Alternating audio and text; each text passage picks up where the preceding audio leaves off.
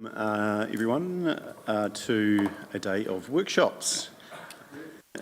First one being significance and engagement. We're going to have a couple of councillors join us online. Welcome, Chris. A little bit of sickness. Hope you're feeling better. And thank you for not bringing yourself in and sharing your germs. Appreciate that. And Councillor Scott will join us shortly. She's just in a meeting. Councillor Burt's an apology, and I'm sure Councillor Piddington will join us shortly. So I'll pass over to you, Brendan. Day of policy, how exciting. Good morning, Council. Thank you very much, Mayor Bowen, for your enthusiasm. I hope that enthusiasm lasts for the duration of the workshop. A little bit closer, buddy. Sorry, mate. I've got blocked ears from that. Is that okay? Brilliant. Okay. I was just saying, I hope that the Mayor's enthusiasm for policy lasts for the duration of what's set down for 90 minutes, but whether it takes that long or not will depend, I suppose, mainly on the level of questions and engagement from councillors. So this workshop intends to allow councillors to be brought up to speed as to the role of the significance and engagement policy, to provide a little bit of context about the policy within Timaru District Council, and then consider, most importantly, and the reason why we're here most notably today, considering possible amendments and the policy itself in preparation for the next long-term plan, but also as a separate track, considering possible amendments in response to the water reforms. And we'll look at those separately. This workshop obviously is the first part of a discussion. Obviously we're not making any decisions. As a result of the discussions today and any guidance that we might receive, we intend to bring a paper to you for decision making at the September council meeting that will enable the long-term plan, that will enable this policy to be signed off in draft form for the LTP, and I understand that will then enable it to go through various audit requirements, and then secondly, as part of that decision-making paper in September, possibly amending the policy in the interim to reflect any changes you might wish to make in response to the water reforms. We can talk through all of that. I will also just note, before I dive into the workshop, hopefully my voice, etc. holds out. I was off all week sick. I am feeling better today, although my boss tells me that I sound bloody awful. So please bear with me. We'll just see how well we go. Right. Please interrupt me at any point if you have any questions or wish to make any comment.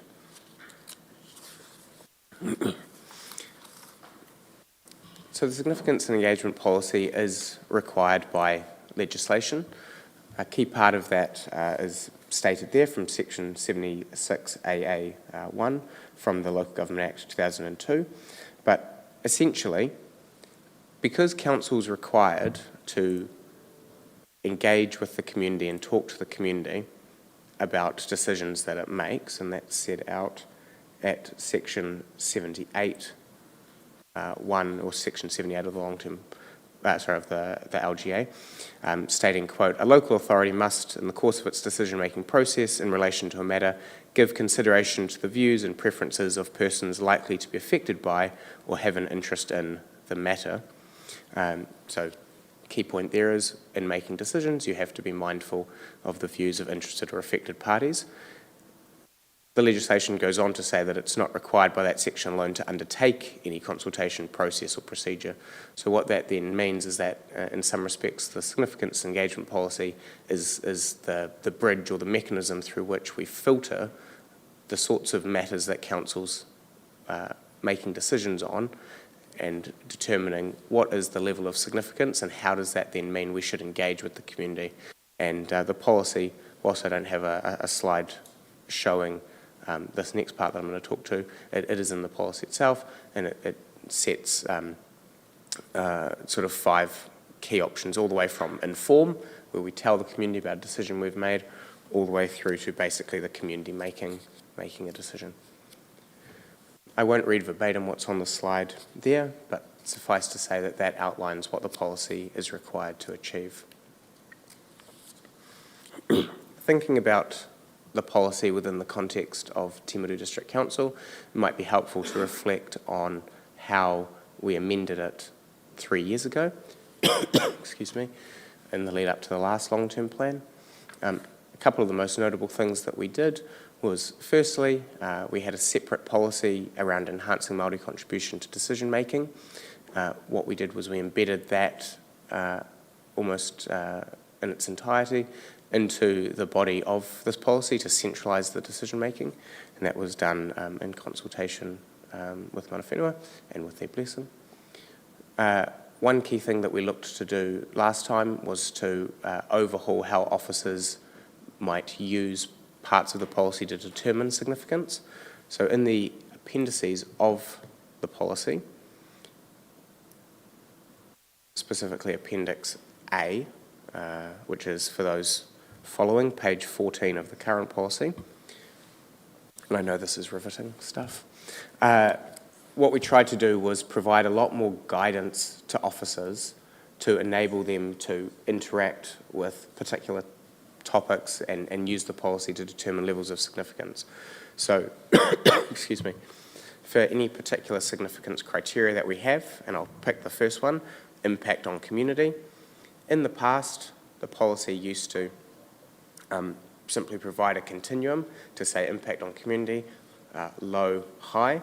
What we've got now for officers to work through are more specific guidance for examples. So, for example, under impact to community, it asks for factors to consider. For example, what number of people are affected and to what extent. And an example of high would be, for example, more than 500 people affected, medium, less than 500 people affected, low, less than 100 people affected. And there are a few different examples to help flesh out examples of high, medium, and low. These aren't intended and never intended to be exact guides. There is a degree of subjectivity by the very nature of undertaking assessments of significance. But like I say, the intention when we did that modification last time was to provide officers with some clearer guidance and to provide greater assurance to yourself as elected members and the community that there had been sort of a consistent, robust assessment of significance rather than there being higher degrees of subjectivity and therefore less degrees of predictability and a wider range of outcomes where, if someone was assessing the same topic. I'm hoping that makes sense, but I'm happy to go into that in more detail if you wish, and we'll revisit the significance criteria later on in the presentation. One thing that we did do or try to do last time was provide a signal that reports that went to council would receive sign-offs for specifically finance, legal and assessment of significance. That in practice hasn't worked as well as we thought that it might, mainly due to capacity issues. The key thing in relation to this workshop in terms of considering significance is that assessment is reviewed.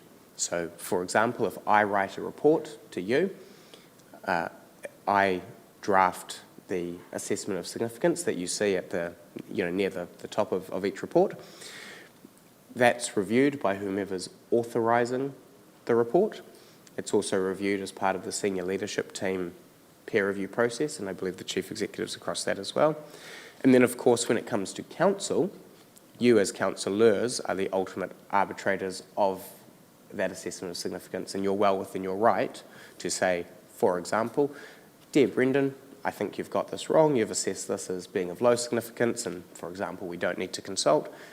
We deem that it's different, and we deem that there needs to be a consultation process, or you at least need to speak to XYZ key stakeholder or the like. So the key point, I suppose, to note there is that the assessment of significance statements are being reviewed at multiple levels. Excuse me. One thing that I think has worked well, that we amended 3 years ago, has been that improved guidance for officers. I've received anecdotally quite a bit of feedback from staff that that has helped them in terms of being able to step through particular topics, to be able to identify, where does this probably land. And also importantly, I think for officers, it gives that degree of robustness, but also that degree of defensibility, because of course we want to ensure that we're providing you with our best advice, our best assessment, and that means being able to, if challenged, being able to say, this is how we arrived at that.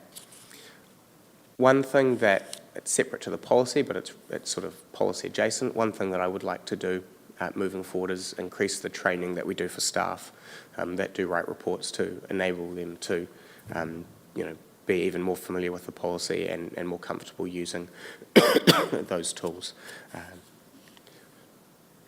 Any questions at this point? Just one, Brendan, on the numbers for significance.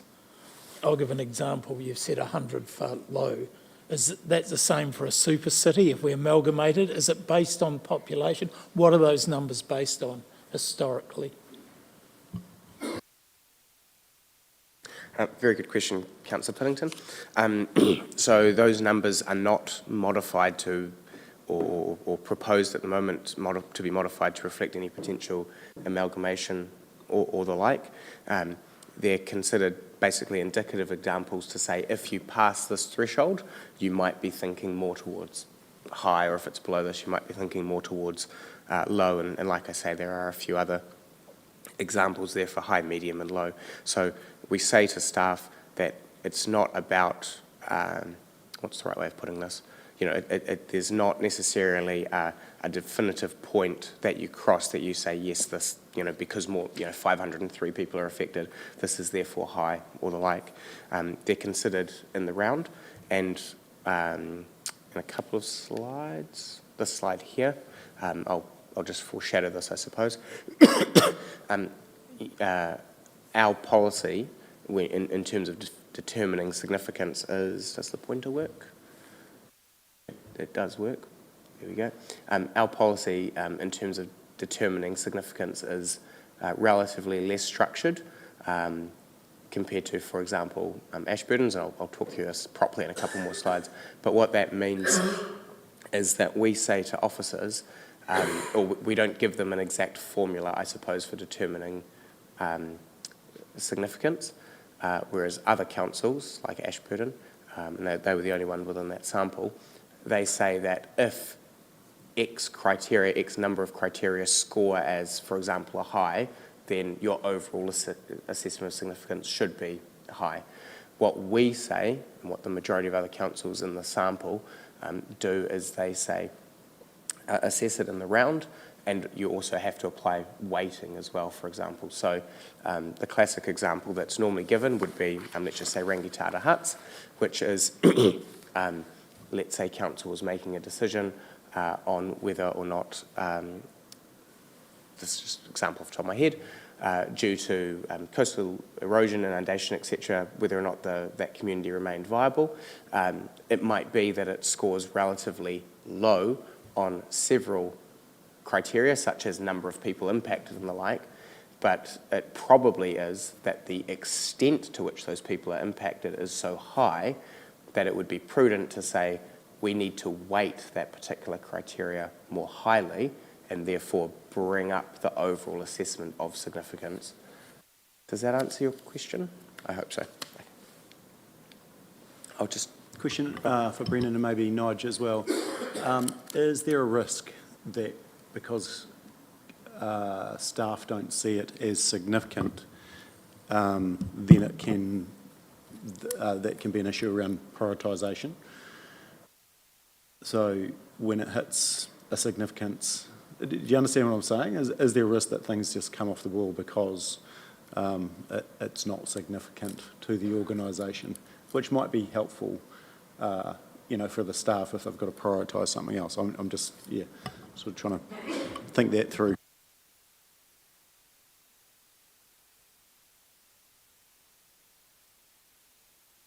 I think there's probably a conversation that's part of this workshop is because while you go through a process to look at the significance of something, it's not black and white. So effectively, there is a line of judgment comes into it, and that judgment could actually lead something into a situation where it isn't viewed as significant, but actually is. And the materiality of those can be quite different. Not, yeah, because it gets down to the community of what they believe is significant as well. It is subjective though, isn't it? It's subjective, might be relative to what elected members are hearing on the street versus an officer busy with their head down trying to get through a work program, yeah. Brendan, in our policy, I wonder if we need to be more explicit that whilst we're directed by the Act to seek out and take account of community views, that we are actually elected to make decisions. Because we're often accused of doing this consultation and not listening. And I think we all listen and we all read and we all take it into account, but just because we've made a decision that may not be in line with the majority of the views doesn't mean we didn't listen. It just means we've done a job that we've been elected to do. So I wonder if we can make that clearer in the policy. Yes, we can absolutely give some thought to some wording around that, because ultimately councillors are the people's representative. Decisions are not referendums in their entirety, and also one thing that we have to note when we undertake consultation. Oh, they're not in their entirety, they're not at all. Yeah. And one thing that we have to note when we undertake consultation is who we heard from, but also who we didn't hear from, and put that into its proper perspective. One thing I'll also note, just going back, I think, to a point that you made before, Mayor Bond, that made me think of, is some of the topics that come before council are possibly of high public interest, but that in and of itself does not necessarily mean that it's appropriate to consult on them. I regularly find myself writing reports that have, for the purposes of the policy and for consulting with the public, low degrees of significance, and yet you think to yourself, well, this is probably an interesting story that, you wouldn't be surprised if you saw in the paper at some point. So just trying, I suppose, to make that clear as well, that, a degree of public interest does not, for the purpose of the policy by itself, necessitate consultation or mean that it's appropriate. There's more to be weighed into than that. The test might be whether significance and engagement workshop gets on the front page or not.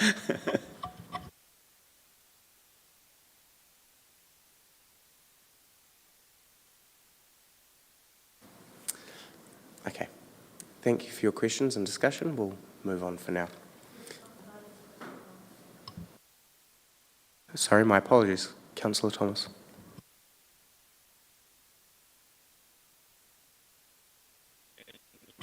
Hold on. We just need to turn you up, Chris. We're not hearing you just yet. We'll see if we can get that sorted. Try again. No. Hear me now? We can hear you. Yeah, loud and clear. Okay. So just on that, Brendan and Nigel, and reading through the other paper that we've got, or one of the other papers around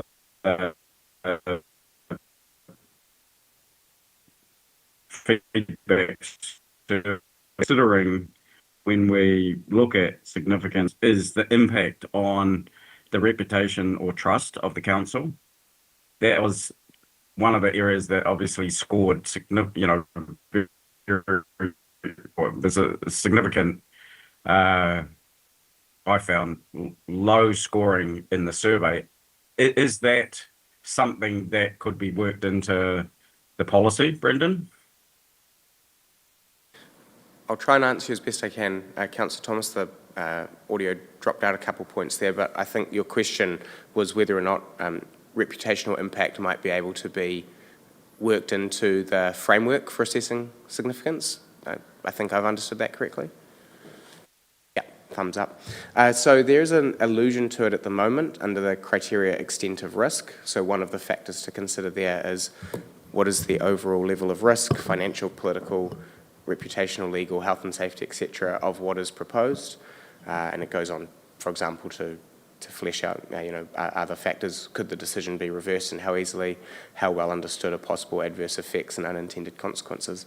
So there is a reference there at the moment to reputational matters, but councillors could always request that that is reflected in some other way or given more prominence.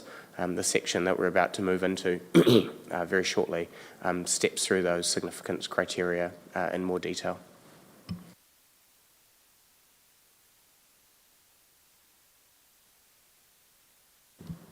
I'll move on. Thank you.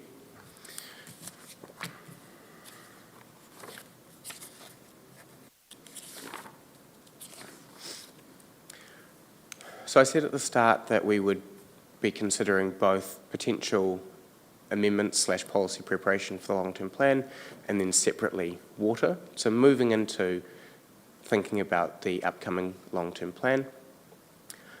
Obviously, any aspect of the policy that I've sent you and that's publicly available is up for discussion and debate.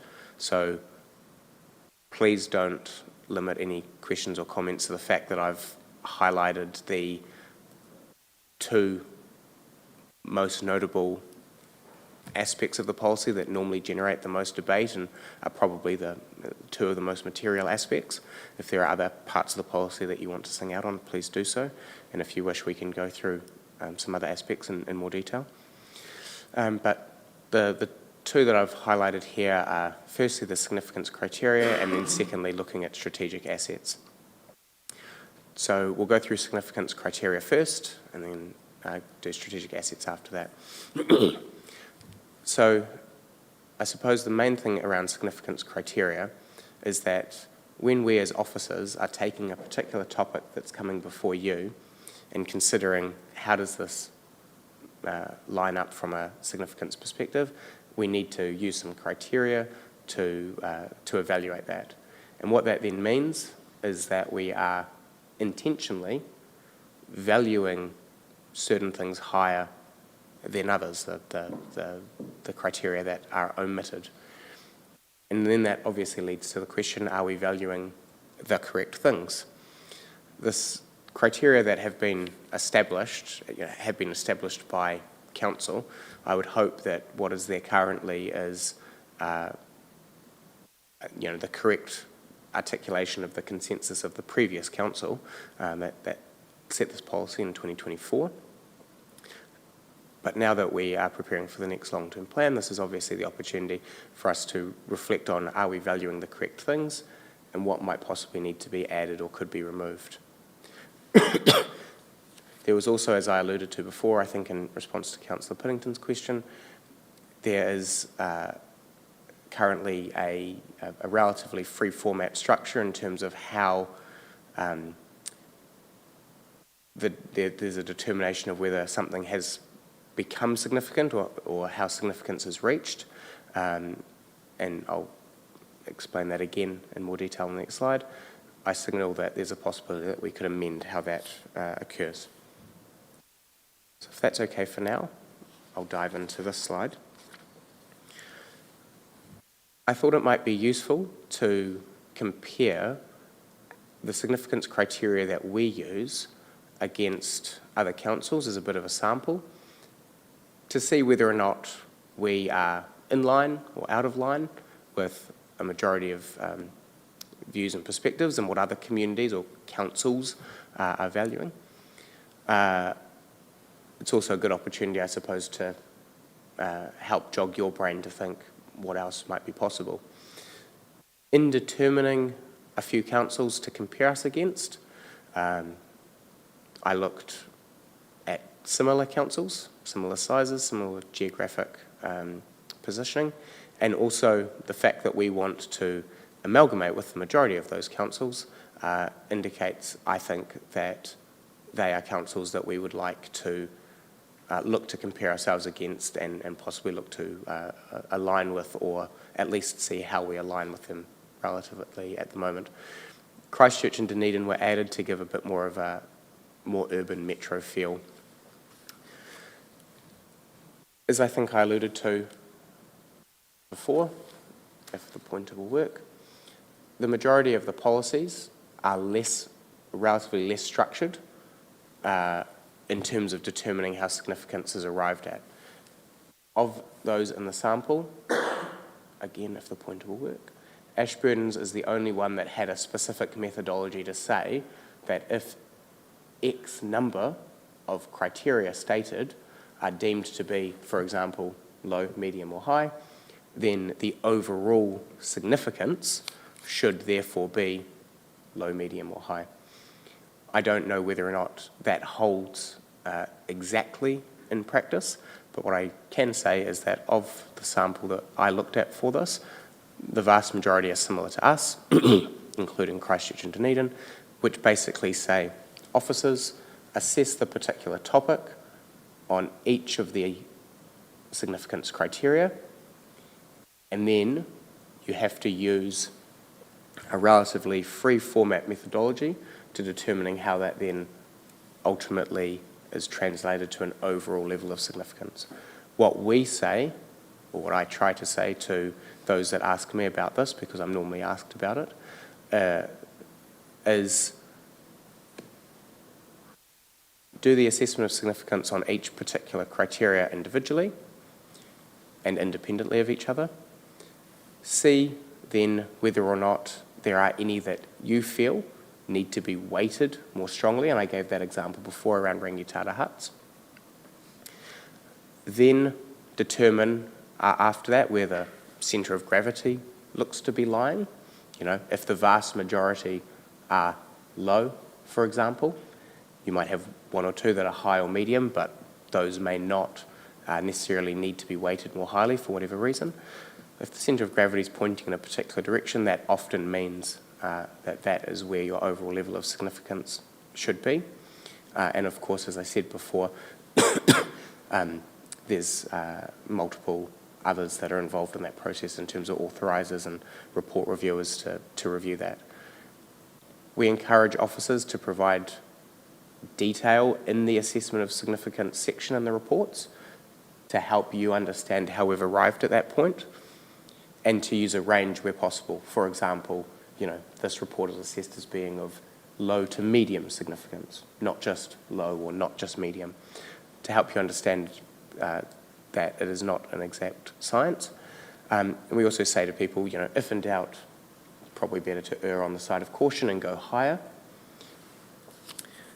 But like I say, the one key thing is that staff, if they are writing the assessment of significance criteria information in the reports well, then they're hopefully able to help you understand how they've arrived at that assessment of significance, and importantly enable you to challenge that as well if you think that that's appropriate. So just stepping through this, the vast majority of councils have, frankly, quite similar significance criteria. Everyone's looking at what is the impact of something on a community? What is the financial impact to a community? Roughly half, just less than half, have included impact on environment or climate change, the climate change significance rather, excuse me, of a particular matter. That is the one that we added 3 years ago. We used to not include that, and 3 years ago there was a discussion as to whether or not it was appropriate to include that or not, and I acknowledge Reece Taylor's involvement in getting that included. I think the key thing to note here overall is that our policy as it's currently composed is not out of kilter with other councils. The three in the sample size that are not, excuse me, that are not directly referenced, so likely impact / consequences on wellbeing, impact on council capacity to execute role in projects, and then also cultural relevance. That's Waimari's wording, which when I read it, I basically interpreted it as their impact on social cohesion. So that's my paraphrasing.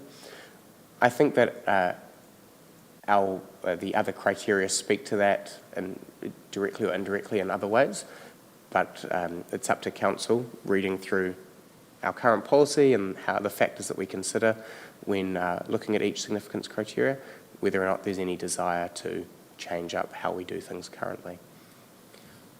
I've got more to say on that, but I'll just pause at this point to see if there are any questions. Yeah, Brendan, this is actually quite interesting. And looking at those criteria that aren't included in ours, I thought I'll look back and see what those well-beings were, and whether even the well-beings no longer being part of the local government strategy or mandate, if you like, they are still covered in some of these other things, I think. But what I was interested in was impact on council capacity to execute role in projects. I thought that was actually relevant and perhaps something we need to pay more attention to, particularly given as we become more efficient and streamlined in what we do, what projects or even business as usual could be impacted when things are brought to us for consideration. So I wondered if that was worth, or actually did have some significance that needed to be valued, if you like. Absolutely. That is certainly something that we can throw into the mix. When I said before that of those three that weren't included, there were some sort of touch points with other ones. The main one that I would see at the moment, that it would be related to would be consistency with approved plans, strategies and policies. So factors to consider that's stated in the policy at the moment. This is page 17 of the current policy. Is the proposal aligned with council's current plans? Is it consistent with existing strategies and policies? If no, what's the difference? To me, it doesn't say it directly, but basically if there was a proposal that would come along and, to be glib,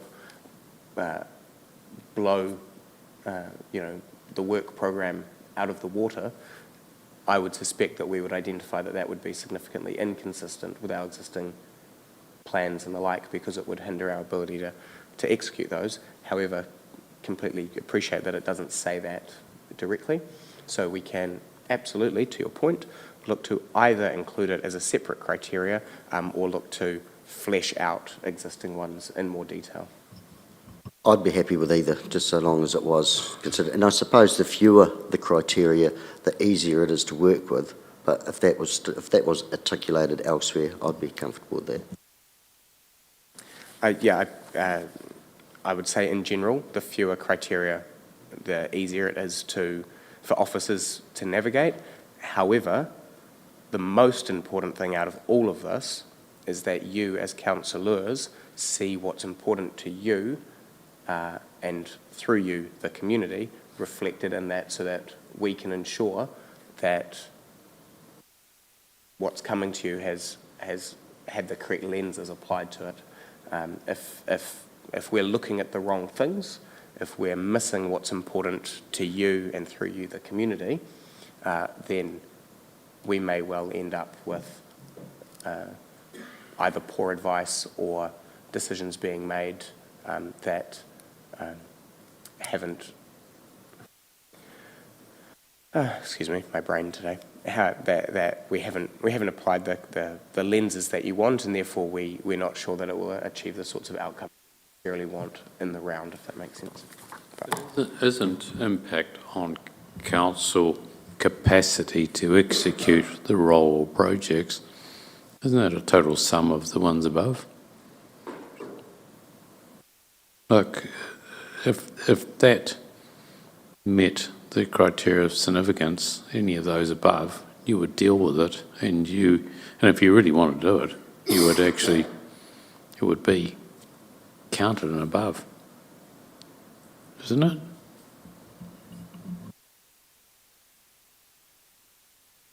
I think it just depends on how officers use the tool.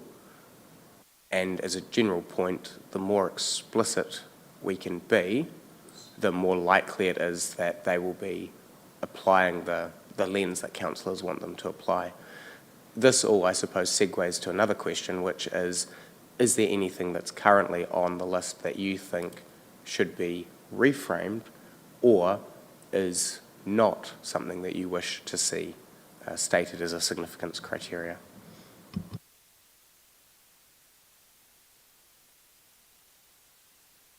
Or you might be broadly comfortable.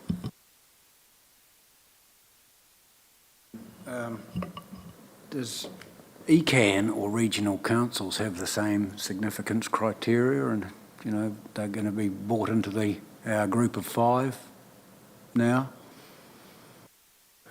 That's a very good point, Councillor Harper. They have significance engagement policies, and I have not included ECAN within the sample, so I couldn't tell you right now how their policy is aligned to ours.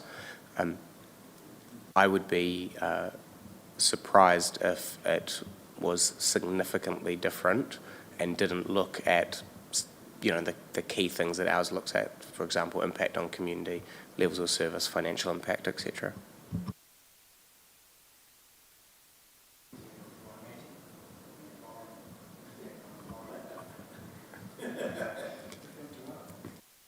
You'd have to ask them, Councillor Harper, why Mackenzie and Waimate don't include currently impact on environment. For example, Waimate include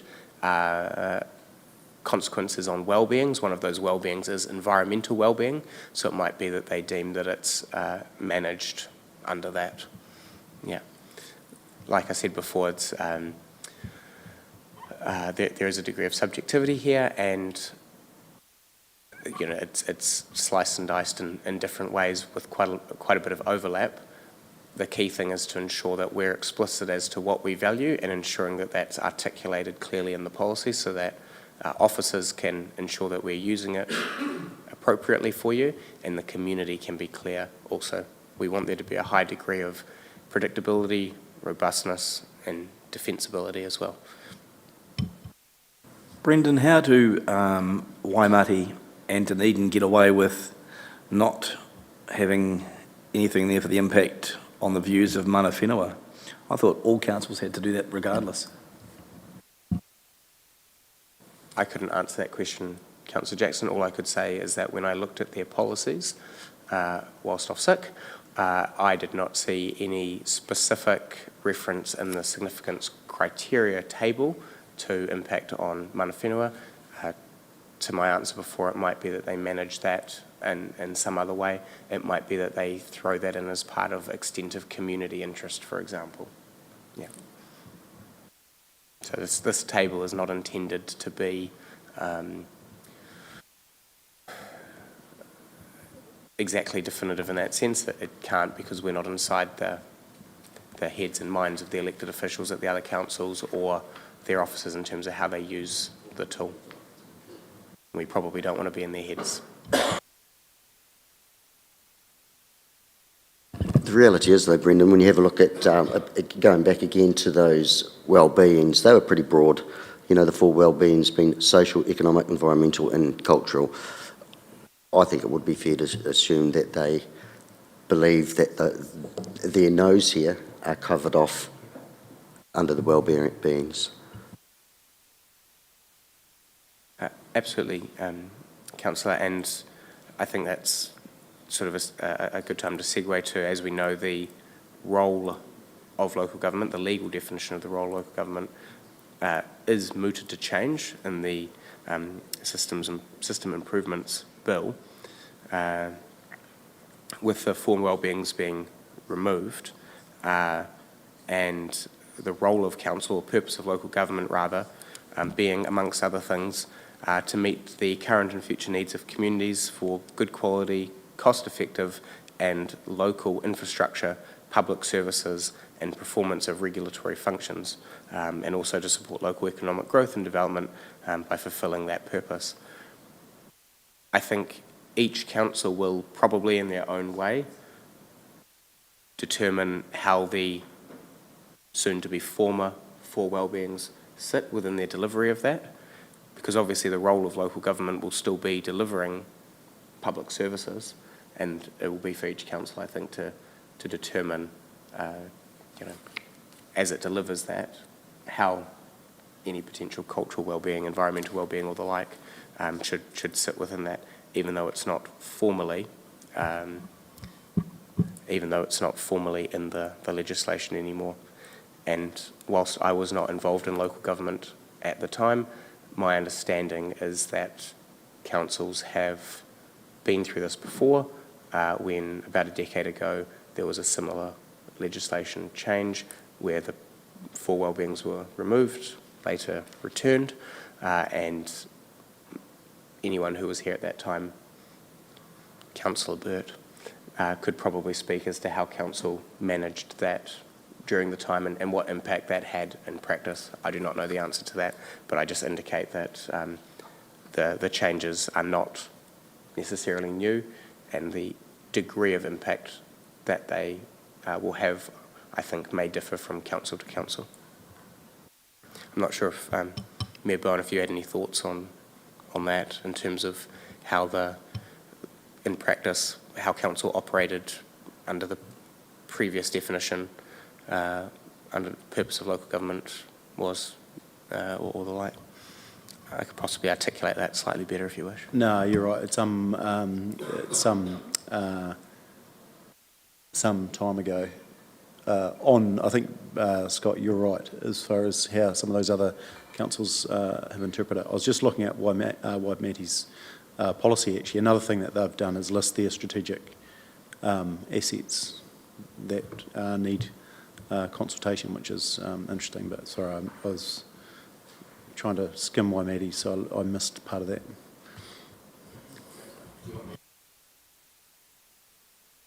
Okay, no problem at all. Okay. If I'm reading the room correctly, there seems to be a degree of comfort with what's currently stated in the policy, and noting Councillor Shannon's desire to be a bit more explicit in terms of the criteria around consistency with approved plans, noting more explicitly the impact that a particular proposal might have on council's role or its ability to execute its existing work program, etc. Other than that, I will move on. Thank you. Okay, so moving on to strategic assets, which requires me to move slightly backwards. So, one role of a significance and engagement policy is that council needs to list assets that it deems to be strategic, and that's defined in legislation. So again, as we did with the significance criteria, it would be useful for us to have a bit of a discussion as to whether or not any items on the list might need to be added or removed. In particular, whether or not any trigger points might need to be amended, and I'll talk through that. And then also a consideration about the impact of the System Improvements Bill and how that might impact how we list strategic assets and anything else. And if Steph wants, I invite her to jump up during that discussion because she knows more about that than I do. So taken directly from the legislation, I think it's Section 5, the interpretation section of the Local Government Act. It defines what a strategic asset is. And the crux of it, in my mind, in my reading of it, is that it's an asset or a group of assets that we need to retain in order to have the capacity to promote any outcome that we believe is important. There are some that we have to list. So, for example, under B there, land or buildings to provide affordable housing as part of our social policy. And there's also notes there around ports, airports, or the like. As it says at the bottom there, the legislation makes clear that any decision that council might take to transfer ownership or control of a strategic asset, either to us or from us, can only be taken if provided for in the long-term plan, and that then means that there needs to be a special consultative procedure consultation as well as audit oversight around that, and there's also other legislative aspects that that apply to that. The one sentence takeaway from me to our community on that is essentially, dear community, here are the assets that we believe are crucial to us doing our role, and therefore we promise that if we are going to touch these, that there will be a higher bar in terms of the process for decision making around that, including community consultation. So it's basically ring fencing a particular number of assets and saying these are special, these are strategic, and if we want to touch them or do something with them in terms of ownership or control, transfer of that I mean, then special rules apply, different to normal process, I suppose. Can I just go back to one for a minute? So it states that the decision to transfer ownership or control of a strategic asset to or from the local authority can only be taken or provided for in the LTP. So it means that actually as soon as the LTP's done, you really got to be onto it for in the next 3 years to get any assets into your LTP, because it's quite a lag of time, isn't it, from LTP to LTP? So effectively, even for this LTP we're doing, we've just about run out of runway already. So it's quite interesting, really interesting, because if you're going to be trying to transfer ownership or control, you've really got to do a lot of work up even before you get to the point we're at now. That's my thinking.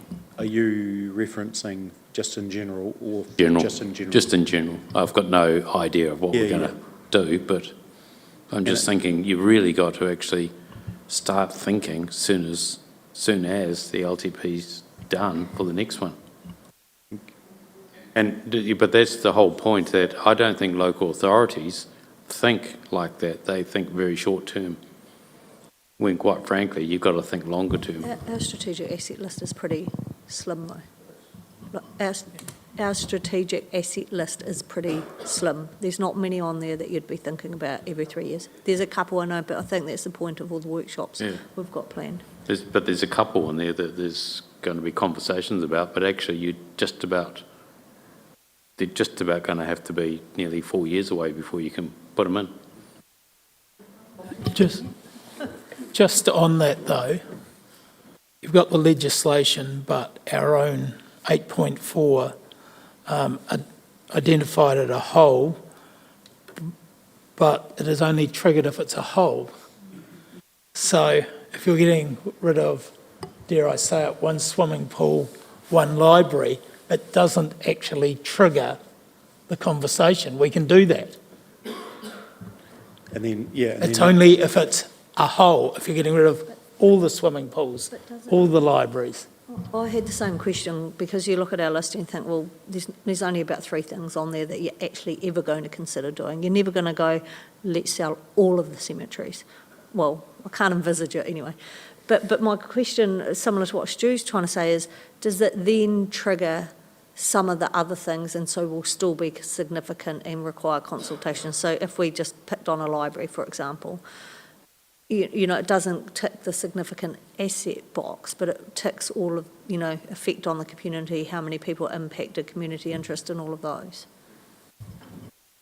So a few points, if I may, because the conversations started off going gangbusters.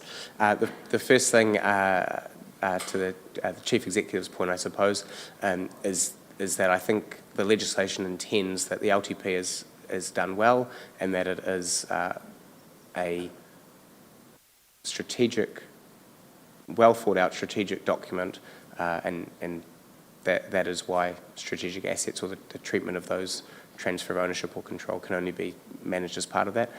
Outside of the 3-year LTP cycle, an LTP amendment could be considered if that is appropriate, but I don't understand the ins and outs of that, so I will not talk about that in any great detail.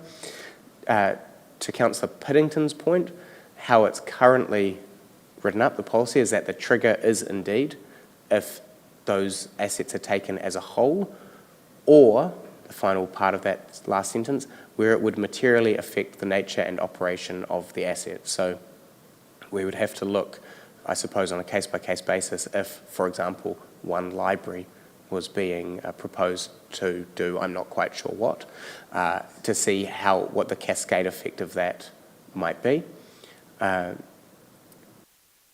Different councils, as the next few slides indicate, adopt different sorts of triggers based on what they deem to be appropriate, and council can consider that if it wishes. To the slide before, we're looking both at the list of strategic assets, what could be added or removed, and whether or not the trigger points might need refining. I also note, as I think I said at the outset, this is the first part of a conversation on this, whilst appreciating that for your council meeting next month, we want to bring a paper to you for this, for draft adoption. There might be workshops later, obviously the ones later today, or ones that you might have in the coming weeks that enable you to think about these matters more deeply than you already have, and bring those to that September council meeting to say, as a result of the intervening 6 or so weeks, we have a slightly different view of this. So where you land today, if you arrive at any sort of consensus, is not necessarily definitive. This is the opening salvo of the conversation, shall we say. But just to finish, to your point, Councillor Pye, yes, any proposal would be looked at in terms of the significance and engagement policy, those significance criteria, and if it was deemed that it didn't trigger any of these requirements, such as the whole asset or one where it would materially affect the nature and operation of the asset itself, then we would look at that separately, with more options available to us, e.g. not needing to look at an LTP amendment or the like. But it could quite well be that the assessment of significance would be of a medium, high or the like, that would require a high level of community engagement regardless, if that makes sense. So these are strategic assets for a reason. I'm going to test one. So 8.3.1, council's equity securities in TDC, TDHL, right? Test another. No, because the strategic asset, in the legislation, any equity securities held by the local authority in a port company within the meaning of the Port Companies Act, so that's strategic. An airport company within the meaning, so we haven't got an airport company, so we're fine there. So while TDHL is a strategic asset, potentially only a little part of it is, which is the port company. And that needs to be thought about, I think. Alicia, because on Mackenzie's, they list their shareholding in Alpine, whereas Waimate don't list their shareholding. So obviously out of legislation and not defined, but then it's their choice whether they include or not, yeah. Isn't 8.3.1 talking about the shares in TDHL? So if we just went and we're just selling all of the shares. Yeah, so but it's not actually talking about the individual assets, bearing in mind that the port is caught by something, by the legislation, but all of the other individual assets are not deemed strategic assets according to this definition. Yes, according to that is the securities in TDHL, the whole lot. But legislation only requires you to do the port company. So effectively, the conversation that council's got to have, is it a strategic asset or not, as in TDHL, or is it only part of it, being the port company? Is there any point in elevating our port shareholdings significance, if you like, to adding it to the list of strategic assets, knowing that it's already covered by legislation, but so is the airport, but we've listed the airport as a strategic asset? I don't know what the view of others are, but there are a number of other facilities and what have you, I see that are listed under Dunedin and the likes, like the Stadium, Seabay, Gallery and Art Collection, Library, Museum and archives.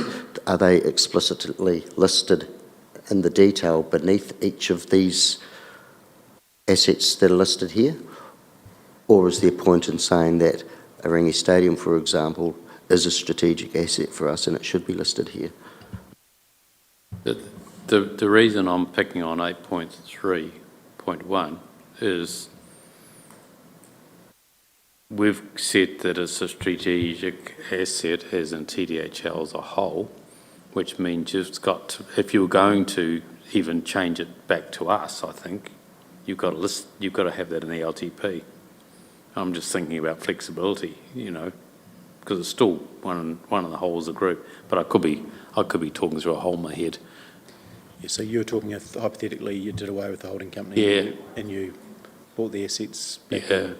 in-house. How would we manage Yeah. that through the process? So we need to be cognizant of. Yeah. Are you getting captured by your own policies? Yeah, and then I But think you can also, you can have consultation outside the long-term plan if you were going to do something. So the anything listed as a significant asset can the ownership or control of that can only be transferred if provided for as part of a long-term plan. That's required or that's stated in legislation. I think the key thing is what's stated. Will the pointer work for me again? What's stated in the legislation is basically what we deem is required in order to maintain our capacity to achieve or promote any outcome that we deem to be important to the current or future well-being of the community. And I note, as I think I mentioned before, I can't see that the System Improvements Bill is proposed to amend this definition of a strategic asset.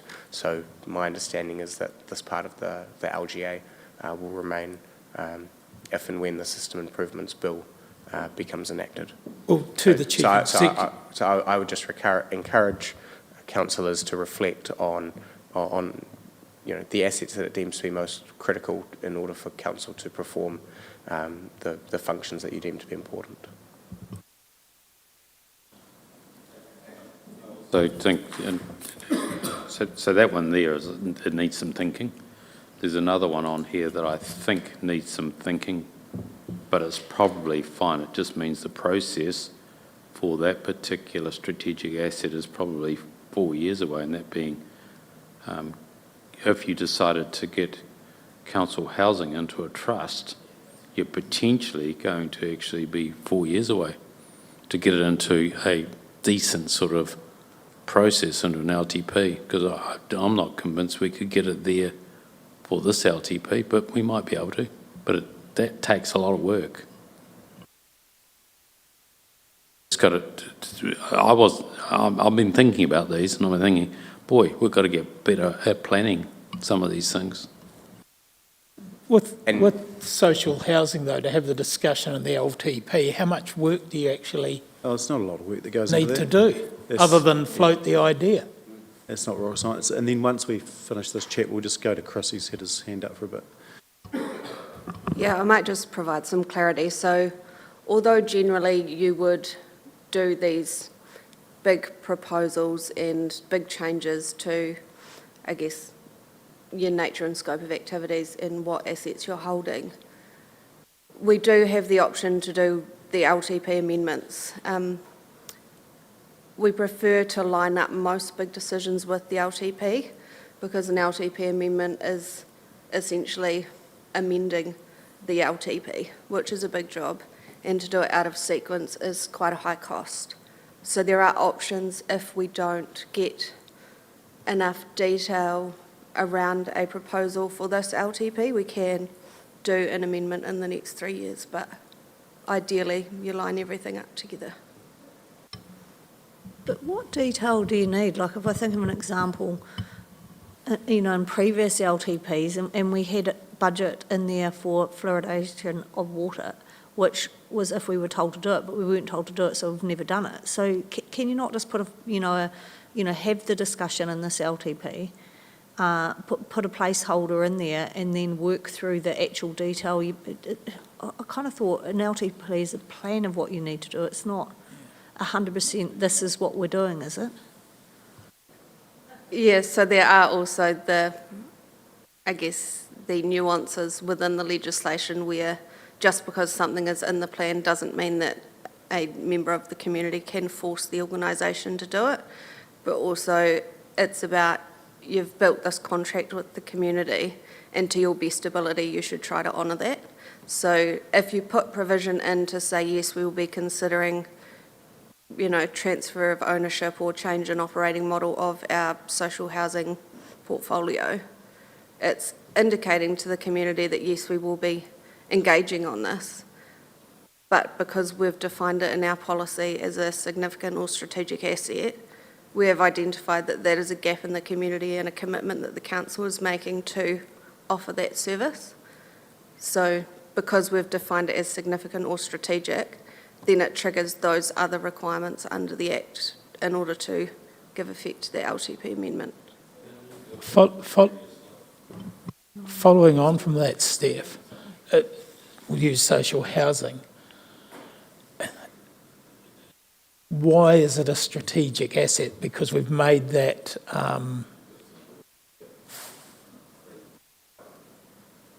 The easiest answer to that is because council decided it was one. my following question... But it's counted in LUA, number B. Any land or building owned by the local authority and required to maintain the local authority's capacity to provide affordable housing as part of the social policy. So, and then you go down to section 97. If you were to transfer the ownership or control of such an asset, it's to or from the local authority can only be undertaken if provided for in the LTP. Now, it gets down to what is the definition of provided for, because you would have to, in my mind, you'd have to have a bit of an understanding of what your financials are going to look like going forward. And so therefore, that's why I think there's, when you start an LTP, you're starting it straight away as soon as you've done the last one. But technically, if we go back to social housing, we started that 2 years ago. Stacey, Alan and the Mayor were on the group. But we have no idea what we're going to do with it. Honestly, that's a quick one. Honestly, that would take 2 weeks. One staff member, a bit of a chit-chat, job done. I actually don't think that's rocket science. It's just about keeping you safe from legislation so you don't get, a potential pushback. If council wished, we could go away and do a little bit more work on options available to it for listing council housing as a strategic asset and its interaction with point B there, and provide that as part of the September council meeting report. One thing I'll note just before going to Councillor Thomas, separate to all of this is councillors might want to reflect how any potential Head Start decision might impact its view on this. So, for example, if next month we got the nod that our proposal had been approved and that we were in detailed design, working with the other 4 councils, would that impact any work program that council might wish to have for example, council housing, transfer to a trust or anything else over the next few years? Would you still look to possibly make those sorts of changes independently as Timaru District Council, or would you wish to consider that as part of the wider amalgamation? Just a thought, a complicating factor, because there are many, many balls in the air at the moment. I think that's the point in, why we've been talking about, match fit and all those sort of themes, is that we've got, one shot, one opportunity, to quote Eminem. Did you like that, Brendan? But to get it right for this year, so so the likes of the housing, actually we've just got to get it in, and if we don't, then actually it's a conversation for a council in 4 years' time talking about 5 districts, council housing. So, yeah. Brendan, just, Councillor Thomas? Oh, sorry, Councillor Clinton. Thank you. I've got a few things. Some of them are just going back. So I'll just, Alpine Energy was Can you hear me? Sorry. Can you hear me? Yeah, you're all good. Go for it, Chris. Good. Okay, thanks. Alpine Energy, when we were talking about the divestment of shares, that was deemed to be not a strategic asset because it was held by TDHL. I'm just putting it out there that Christchurch in their strategic assets has an interesting way of incorporating things like the Alpine Energy shares into its strategic assets by saying that the assets, I'll call them, held by their holding company were considered strategic assets. I'm just putting that in there as an idea around, especially what the CEO was talking about in terms of are we owning our strategic assets, the assets of the holding company, or just our equity in the holding company? Secondly, I would say that one of the interesting definitions in that 8 point, sorry, I can't see the list again now. Can you just go to the next slide, Brendan? Sorry.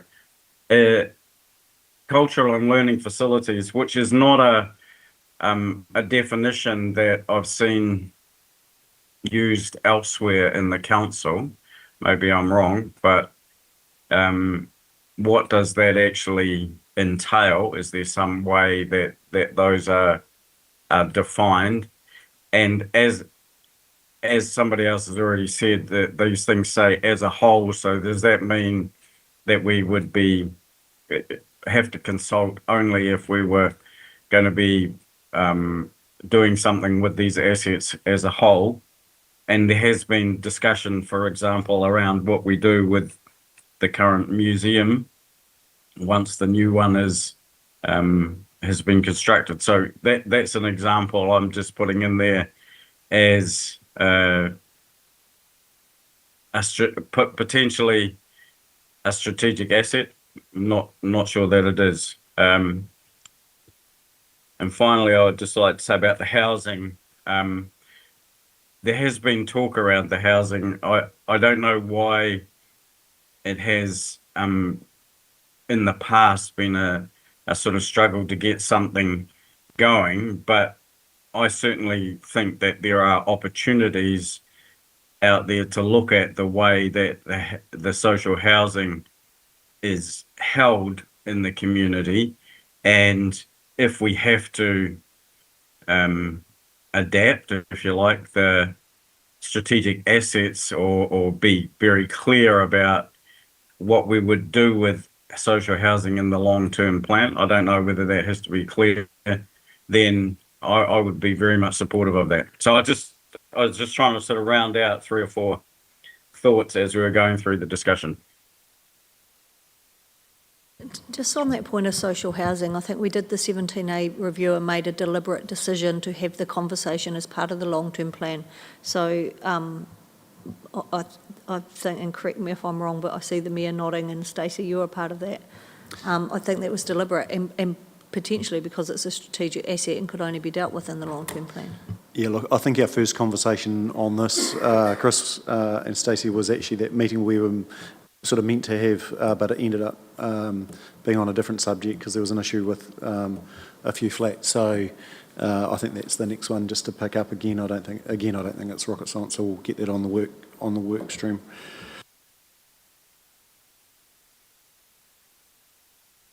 I think the other trick for the other thing for social housing is it says any land or building owned by the local authority and required to maintain the local authority's capacity to provide affordable housing as part of its social policy. I don't know if we've got a social policy. Also, to Chris's point about the assets that TDHL own, I think we'd need to be very, very careful there because we can't hamstring them from selling land holdings down at the port and things like that. It would almost remove the practical ability of them to do anything, and then you'd have to question their purpose. Piece that I think about this says council's equity securities in TDHL. Now, if for some reason we decide to actually sell, or if the sale of Alpine goes ahead, the way that reads, that sale stays with TDHL, which may not be the best place. Because the equity, because if the sale happens, we will be pulling the equity out to put it somewhere else. So we've got to be very careful with that one. I'm mindful of time. There's about 15 minutes left in this workshop in terms of the scheduled time. Sorry, Brendan, just for some clarification, are the learning facilities like the library, museum, or is that specific to something else I'm unaware of? Do you know? My interpretation is the former, museum, libraries, etc., but we can absolutely look to clarify that. I think it would be good to have a clarification, because I know we own land where there's a kindergarten on, and I don't want, it's good to be as clear as we can about what we are trying to protect. So, like I said, we've got around 15 minutes left in our scheduled time, and there's a little bit more to go through. No, not at all. These are important discussions. It's good that people are engaging with them. Not a problem at all. Very quickly before we move on, just to clarify one thing that Councillor Thomas said, I am paraphrasing here, but he basically said, does that mean that if a library was sold off, for example, we wouldn't need to consult on it because it's not, the asset as a whole? The answer to that, Councillor Thomas, is no. Any decision that council makes, for example, to sell a library or to do something completely separate, is assessed against the significance and engagement policy, which helps us understand whether we need to consult or not, amongst other things. So that's something in and of itself that always applies. And then separate to that, on top of that, we've got our strategic assets, and if those are affected or triggered, then there are additional requirements such as can only be managed within a long-term plan or LTP amendment or the like. So certainly nothing here undermining, quote unquote, our usual practice around whether we may or may not consult with the community. The next few slides, which I see councillors have had their eyes drawn to, and that's been really useful, is just like before with the significance criteria, intended to provide, excuse me, a few examples to help trigger your mind as to how others do it, to see whether or not there might be anything that another community deems as strategic that we might wish to for some reason or the like. So I'm not going to spend any time on those other than just to simply note that they're there for you to go through at your leisure, and they're also obviously publicly available. The key thing, I suppose, that I'll note for now is that if I am reading the room correctly, the current view is that what is listed there currently is seemingly appropriate, that there are certain bits, for example, cultural and learning facilities, that you wish us to be more explicit on. We need to have a little bit of a look at how we frame up that wording for TDHL, not necessarily to change the intention, but to ensure that it's clear and that there aren't any unintentional fishhooks. And I'm also getting the sense that you're comfortable with how it's framed up in terms of the triggers, i.e. it's those assets at a whole or where it would materially affect the nature and operation of the asset. I'm not detecting a desire to break it down in more granular detail. So please correct me if I'm wrong on that, but if that's the rough sense that I'm getting, then that's how we will frame it up for September for you to consider. Obviously, like I think I alluded to before, there are several more weeks between now and then where you've got workshops like this afternoon's activity management plans, etc., where you will receive information that might make you rethink some of this and bring to that discussion in September. In terms of the system improvements bill, so Steph, again, feel free to jump up if you wish, but I'll basically run through my understanding of this. So there's a, excuse me, a question as to, does the system improvements bill as it's currently drafted, would it possibly impact the type of assets that council lists as strategic or not? And I think that's in part because it's looking to amend the purpose of local government as I outlined before. I've asked various councils about this and received a range of answers as to how they're approaching it. I've also asked Raymond at Taituara the question, and he's having a bit of a think about it and getting back to me, and I'll bring that advice to September as well. But my understanding for the moment is that the System Improvements Bill does not propose to amend the definition of what a strategic asset is, and it's that definition of what a strategic asset is that drives the sorts of things that you should list as a strategic asset. I think that it's certainly, in terms of how it's going to amend the groups of activities that council needs to, as I understand it, organise itself against and report against, I think it would be very wise for us to amend how we organise and categorise those assets so that it's within those new groups of activities.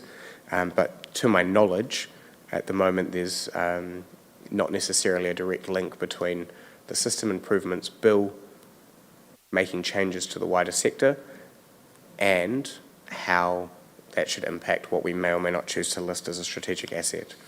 Steph, would you like to add anything to that? Okay. I've outlined that as best as I can for the moment. If anything changes between now and September, we'll obviously bring that to the discussion. Also, hopefully by September, we will know whether or not we have had our Head Start proposal approved as well, and that might impact possibly how you think about some of this, or it might also change some of the corporate reporting hoops that we need to jump through moving forward. Okay. Let's check I've covered that off. If everyone's comfortable with that, I'll, in the last 10 minutes or so, speak to the last two slides, excuse me, which is what else might be considered, and then also water reforms. So in terms of what else might be considered for amending the significance engagement policy, given that we've spoken about, in my mind, the main two, significance criteria and strategic assets, here are a list of a few things that you might also want to consider including. For those who have been paying attention, these are some topics that we discussed around 18 months ago in the run-up to the annual plan 25-26, and that was in response to submissions received for the LTP 24-34. Basically, there's a potential opportunity for us to include in the significance and engagement policy a few more formalised submission rules that we're currently formally silent on. So for example, how we treat late submissions, how we might manage petitions, drawing a clear line in the sand as to how social media feedback is treated and the like. We do not receive a large number of, for example, submissions with offensive language, or a large number of late submissions, or a large number of petitions. But when we do receive those at the moment, officers need to make their best value judgment as to how to deal with them, because there are currently no formalised rules that we can apply. When we discussed this 18 months ago, some councillors had a question, quite fairly, which was, would this create any sort of deterrence effect? The idea being we didn't want to, for example, state a minimum requirement for a submission, and what I mean by that basically is that someone puts their name rather than just saying, you know, BM for Brendan Madley as a submission, putting their name as opposed to just initials or the like, or some people put in obvious, usernames and those sorts of things. So anyway, key point was there was a question as to would that create a deterrent effect? Would it reduce the likelihood that people would submit? I asked other councils who have these sorts of rules formally on the books, and increasingly councils seem to be having them, whether or not they had received or noticed any sort of deterrent effect. Now, in totality, it's tricky to say 100% because you don't know what the counterfactual is. You don't know whether you would have received 350 submissions as opposed to 340 submissions on a topic if the rules had been slightly different. But anecdotally, they've told me that no, they have not. And I would suspect that the main reason for that is because people don't read a policy before determining whether or not to make a submission or not, quite fairly and quite rightly. They just make the submission regardless. I throw this out there as something else that council might want to consider, not because it will necessarily be a game changer, not because it will make officers' lives ginormously easier or anything like that, but it is something that we're currently silent on, that other councils are looking to formalise and have clearer rules and be more sort of predictable with their communities about, so they can say to the community, for example, we will not receive on the public record a submission that is just completely full of swear words, for example, or things like that. Or you might say that you will. I'm not looking to predetermine your policy position on them. I'm just simply indicating here are a few areas that we're currently silent on. Little spiel over from me. Any questions or comments on that? I don't mind a few swear words, but I do think people should put their name to a submission, not initials, not a username. You want to do that, go on Facebook and abuse who you like. But, it's our time, we're being serious, and if you want to be serious, I'm not saying it should be formatted. I don't want it to be more difficult. I want to be more user-friendly, but I want a name on it so you can respond to it. I think a name simply stops people making multiple submissions. You could make 1,000 submissions using different letters of the alphabet. And so if you have to use a name, it stops that, if nothing else. I agree with Councillor Piddington. Yeah, I agree also. The question of why someone does actually need to use defamatory language in a submission to council, but they can't pick up the phone and have a conversation. I actually question again whether that should be included. There's some basic rules in society if you want to operate within it, To Michelle's point, preferably your real name. Yes, I can confirm that officers do not have the time or inclination to check submission details against an electoral roll or any sort of formal thing like that. Sorry. I was just going to add, there needs to be somebody within the building that has the authority to make the decision on all of these things, and I'm happy for that to happen. I think late submissions, we definitely don't want to be encouraging them, but if they're able to be included in a report, without, feasibly without putting extra stress on the officer's time, why wouldn't you include them? It is always my view, but I don't know how you can frame that into the policy other than delegating the decision to a council officer. Well, I'll certainly have a go, and we'll include it as part of what comes to you for September.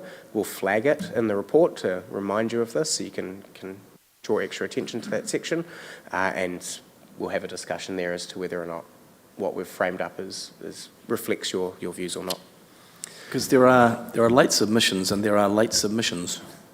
You know what I mean? So if it's a late submission and there's a valid reason for it being late, then I'm happy to look at that.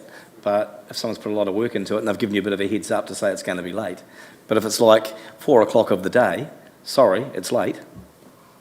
In practice at the moment, excuse me, mainly how we treat late submissions is exactly to Councillor Pye's point. If we can include it, we will. It depends a bit on the turnaround. So, for example, just because it's recent in my mind in the last few weeks with that Head Start consultation. There were only a couple days between the consultation closing and the reports having to be generated and the analysis needing to be done, just because we were working to a government deadline. So therefore, you know, a few submissions that were received after the agenda had been obviously run, we couldn't package up for you. If there had been the opportunity for us to do that, then we would have. Yeah. Just elaborating a bit more perhaps on, you know, social media and how much weight we are going to put into that regarding, because some people seem to think, and I've spoken to people who have said, oh, I submitted. I went onto social media, onto the council's Facebook page, and I told them what I thought. And they think that's a submission, you know. It's certainly very topical, and I recall that there was a Timaru Herald article on this a couple of weeks ago, I think in relation to Alpine Energy. It would be useful for councillors to provide any thoughts as to how they wish for social media feedback to be managed, and we can, as part of that September paper, if you wish, provide a number of options. The main thing that I would say in relation to social media at the moment is it can be tricky to understand exactly what someone's point of view is. For example, a lot of comments on there, you know, they might be replying to a reply of a reply or something like that, saying agree or disagree or the like. We as officers 100% want to ensure that we provide you with an accurate snapshot of what people have told us. And the easiest way for that to occur is if people are engaging with a standardised form or process, for example, independently of other feedback that others are making, such as comments on social media. We certainly, as officers, don't want to get into a position where we're trying to interpret what people are saying and extrapolate that and say to you that that is what their views are. That would, in my mind, become very difficult and possibly lead to inaccurate advice being provided to you, which is 100% what we do not want to occur. Of course, the other issue with social media is the name. And if we're going to say you need to use your name to have a submission, and quite often they're just usernames and you don't know who they are. I feel like if you want to go to the effort of making a comment on social media, it's not actually that much more of an effort to click the link and fill out the form. And I agree with your comments that, you know, it should be as part of an official feedback loop. I guess what may be helpful is when you do provide us with the summary of the feedback is to go, there were 500 comments on social media, 70% of them were negative, or you know, a kind of a general feel for what was on there, as opposed to including each individual comment as feedback. Then when you break that down, do you ask how many were from China, from Bolivia, from, you know, local? We could then individually give that the weight that we feel it deserves. Yeah. If you've included it in the report but not in the analysis. I think before Stephen jumps in, I think your point's well made. For the time and effort it takes you to make a comment on social media, you can actually submit to these things. So I think actually you make it really clear, if you want to submit, this is the way you submit. And sorry, social media, it's just conversations online. If you want to, you know, look at let's use the Oamaru Mail or whatever it is as an example.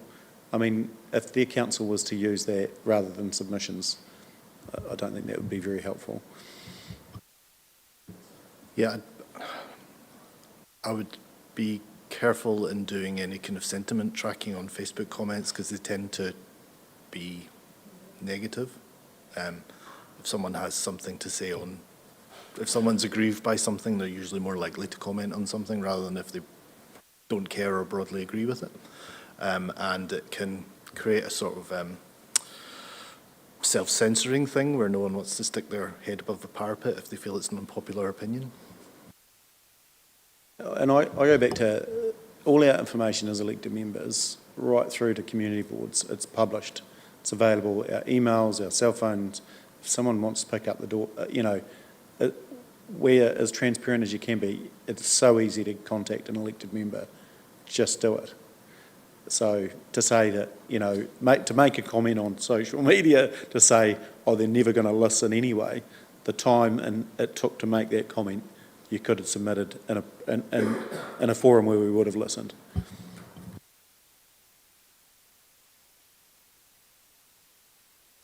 Thank you very much, Mayor Bowen. I think you said pick up the door there, which sounded very difficult. I think you meant pick up the phone. Well, I think you did, but I'm not strong. I don't think I'm strong enough to pick up your door, but I'm sure others are. No, I'm just nitpicking on you. Right. I think I've got a couple more minutes, even though it's 10:30 already, to talk through the last slide. And if the Oscars music wants to drown me out, then that is perfectly fine as well. Right, so water reforms, we will provide you with some information at the September Council meeting in the report on this, so consider this as sort of a starter for 10. Firstly, the policy that we frame up for the long-term plan will have to reflect the structural reforms to water regardless, such as removing drinking water as a strategic asset, for example. And I note my understanding is that there's yet to be a decision made around stormwater, and that cannot therefore be reflected in the policy. That's my understanding from the officers that I've spoken to, but I just signal that for now. Third bullet point there, under the legislation for the water reforms, Council's currently required to assess any potential new water contracts that it might enter into at the moment against its significance engagement policy. And for those that we deem significant, we treat that as a change proposal which requires additional analysis, consultation and information disclosure, amongst other things. So the question then becomes, how suitable is Council's current significance and engagement policy for this task? If there are gaps, how might those be plugged? And I can talk through that in a moment. And are there any likely significant contracts on the horizon at all, or is the discussion relatively moot? So I'll zip through this as quickly as I can, whilst doing justice to it, but noting that you'll hear more about this in September. Working backwards, I suppose. So are there any significant water contracts on the horizon, potentially? So the Drainage and Water team have had a look. They've provided me with about a page of information. I won't read it all. They can't be here today to speak to this. I think there's something happening at Claremont.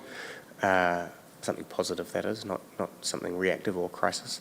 But they've identified that there is possibly one contract, contract 2080, due to expire on 30 June 2027, that may be considered significant. A key determinant of whether it's significant or not is probably likely to be based on whether or not the contract is being renewed entirety, or whether or not a potential extension of 1 or 2 years is being activated to help oversee the transition to the new entity, and then it would be the new entity, once it's properly up and running, that would then look to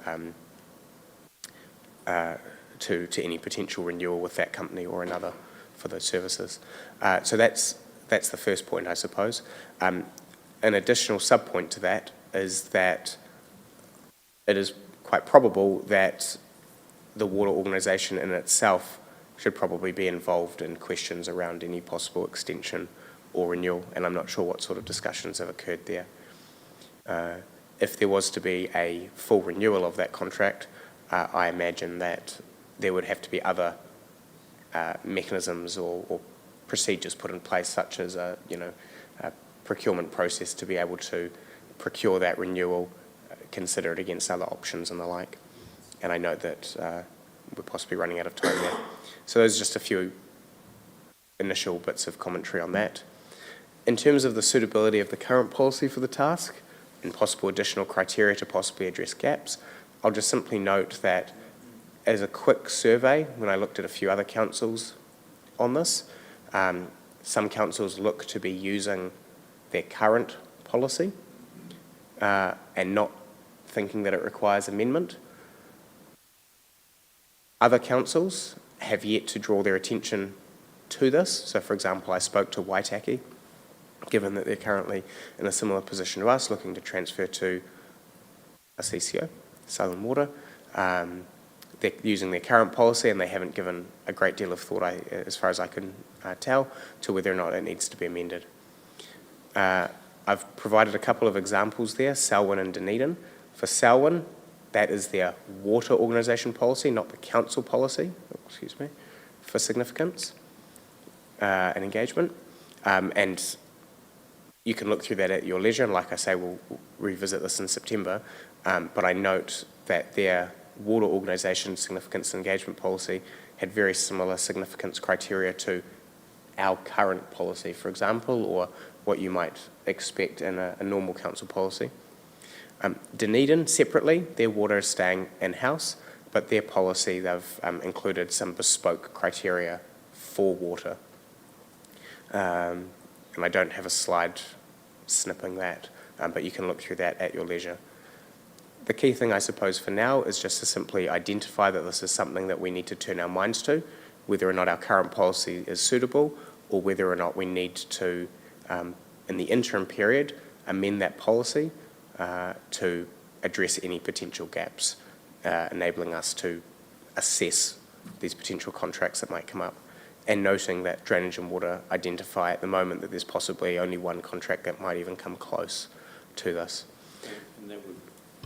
What is, And I'm assuming that's an operational contract. That's it correct. just seems we're hitting a walnut with a sledgehammer in some ways. Because can you tell us what the contract is? Because I'm a bit lost. That's fine. So it's City Care, it's the contract for, the maintenance contract for 3 waters within the Timaru district.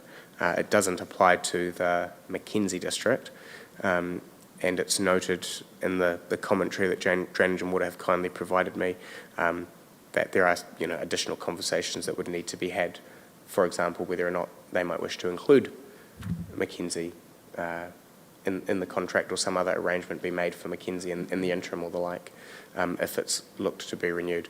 That's why I noted before that presumably the new water organisation needs to be part of this discussion as well. So whose is the contract? Is it the new water organisations or is it ours? Currently it's ours, and come 30th of June it expires.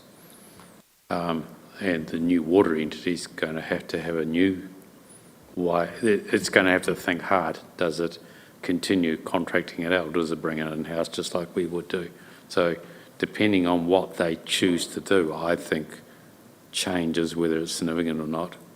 Because it's a rollover, well, you're not changing it, you're actually, but that needs to be thought through. You can see this is, I didn't know that was there until I read this, and I'm going, wow. What I'm intending to do, Councillor Piddington and other councillors, is do a bit more work on this over the next couple of weeks, frame it up for you for September so that you can have a bit more information. And whilst at the September council meeting we're looking to adopt the significance and engagement policy for the LTP, to release that, to move through other processes, my understanding is that you don't need to make a decision about any potential amendment in the interim to reflect the water reforms, if that makes sense. We are permitted by law to amend the significance and engagement policy to reflect these legislative changes. We don't have to consult with the community, is my understanding, for this. So it may become September. We've got one policy that we're looking to adopt for the LTP, take effect 1 July 2027, and then possibility of amendments in the interim up from then up until 30 June 2026, 27, if we deem that there are any potential gaps. But like I noted before, based on the sample that I've been able to do to date, it's been high level. There are some councils that are using their current significance and engagement policies for this particular task, and they seem to deem that it's appropriate. There are others that have looked to include some more bespoke material. I'm hoping to go away and do a bit more work and bring some more advice to you. But in the time that I've had, and apologies, I was off sick last week, so I wasn't working on it then, this is sort of some initial thoughts that I've been able to bring to you so you can at least know that it's on the radar and have a little bit of context there.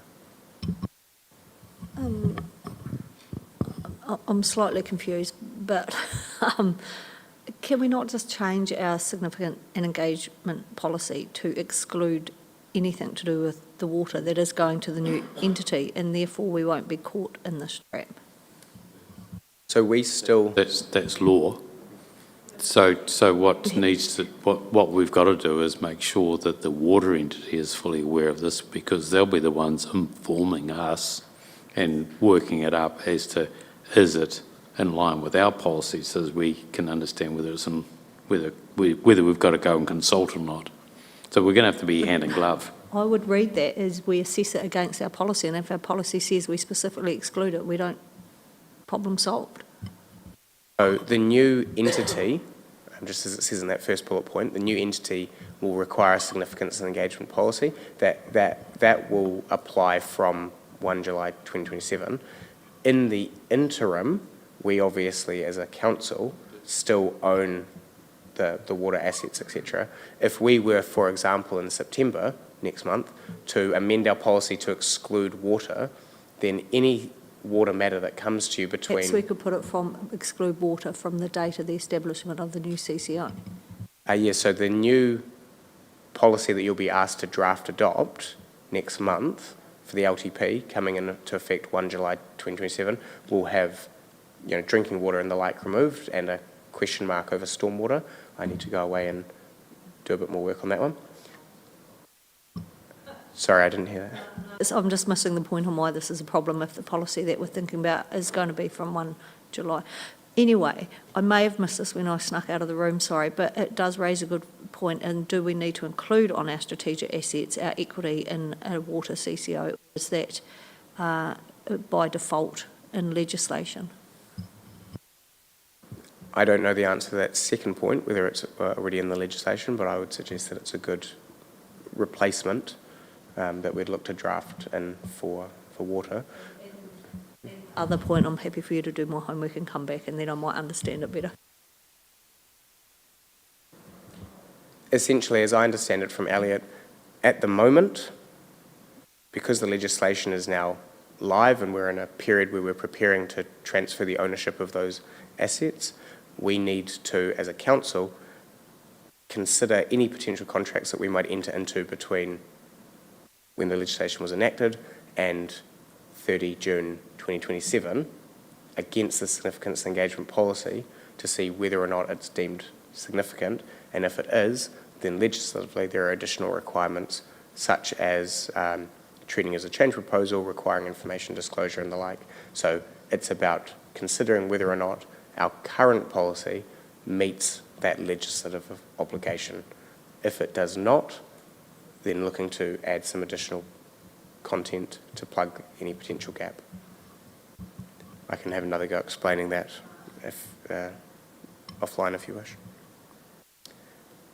But other than that, I've gone 15 minutes over. It's been riveting. I know the Mayor loves policy, almost as much as he loves Spurs. Thank you very much for your time and for bearing with me and my voice. I will go away and get some of that additional advice, do some of that additional homework, as we've noted, and also frame up that draft policy for your September meeting. Thank you very much. Thank you. I think what we'll do now is we'll take 15 minutes and then try and start back at 11.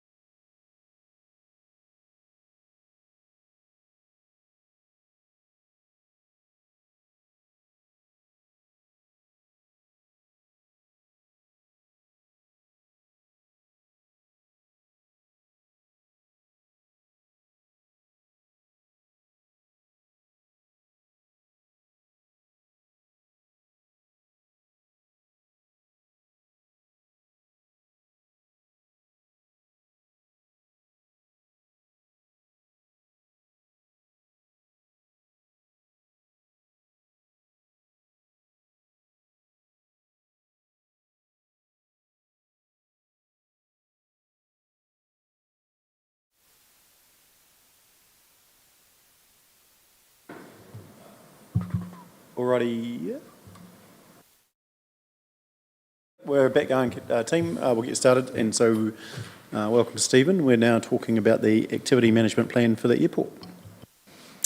Thank you, Mayor. So this is presenting the draft activity management plan for the Timaru Airport this morning. Purpose of this plan is to set out just how we intend to manage and maintain and hopefully develop the Timaru Airport over the next 10 years. It also operates in quite a strict regulatory environment, so ensuring that ongoing compliance is also an important part of it, and protecting and enhancing its role as a strategic asset and a regional gateway for our partners in the Mackenzie, Waimate, even Oamaru. Since the last one that was written 3 years ago, the environment's changed quite a bit. Some of the assumptions we made were things like Air New Zealand would be likely uprating the size of the planes, so we'd need a longer longer runway. Aviation security was likely coming in, so we'd need a bigger terminal. Because of changes in the economic environment and security environment and various things, none of those things have really panned out. So this plan sort of has a bit of a back to basics theme about sort of making good of what we have rather than making any specific capital investments to upgrade things to meet a demand that's not there. So proposed approach from my point of view is just to maintain compliance and protect what existing assets we have, keep the door open for future options around the terminal and the wider campus, and actually a focus on getting more bums on seats at the end of the day. There has been a bit of a decline in passenger numbers over time, and some of that's based on reputational basis where people thought that, well, the feedback we get from the community is they don't think there's a reliability from Timaru anymore. There are upgrades on the way from our technical perspective, so Airways is upgrading their navigation systems, which will allow easier landing. Also, Air New Zealand are taking some of the stress off of their Dash 8 fleet, which will mean that there's more reliability from a plane availability point of view. And also, we want to work with Air New Zealand to get better data out of them to actually show higher reliability and the importance of the regional connection. And it's about convincing people not to drive 2 hours up the road to Christchurch to get a flight rather than fly from Timaru. Yep, at the end of the day, it's all about maximising that value and utilisation of the infrastructure we've got in place. Second theme that's through it is that economic development part. At the moment, our airport is very people travelling on business and people going to see the grandkids. There's, I would say, possibly the opportunity for a tourism development, and that's in enticing people to skip the other parts of the South Island and actually take a shortcut to the Alps. So if we could get, say, a one-way camper van deal in place with Queenstown, where people could land in Timaru, pick up a camper van, drive to Queenstown and drop it off, and the other way around. It would mean that people aren't having to worry about ferries and that sort of thing. Again, not expensive, no major capital expense. It's more about building relationships and making deals with things. There's a few issues coming up. Airways is wanting to divest their airport lighting. We don't have detail of that yet, so I can't go into much detail today. We have possible developments for the area as well. So there is interest from things like flight schools over the country, which would boost the airport numbers, but they could come with a cost. So it's really today about getting your feedback about the service, about how much you value it, what the sort of strategic direction I've proposed in the plan, or whether you think we should take the build it and they will come route. Or you're quite happy to defer those expansion projects unless they're triggered. And then there are some longer term questions as well. So the decision about whether to renew the Timaru Airport's licence as a commercial airport comes up in the 2030s. And we actually have to be comfortable that we want to continue carrying some expense, because there is unavoidable expense at running an airport at that higher level required to get commercial flights. And that it's something you believe the ratepayers of Timaru and the wider sort of Aoraki district will be getting benefit from. The one area where the Head Start proposal will affect us is that we will move from being an operator of one airport to an operator of lots of airports as well. So in the future, we'll have to look at that from a strategic point of view as well, that what does this network of airports suddenly afford us and what are we doing with it? So yeah, basically, I mean, the plan I've put in front of you is pretty conservative. It's based on the evidence we have to hand. There are some fish hooks in there that if Air New Zealand suddenly decide to ditch their fleet and change it,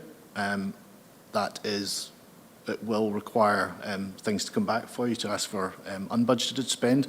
But at the moment, I don't see the value in actually putting that into that 10-year plan. It will be noted in the longer horizon infrastructure plan, though, because there will be future fleet developments at that point.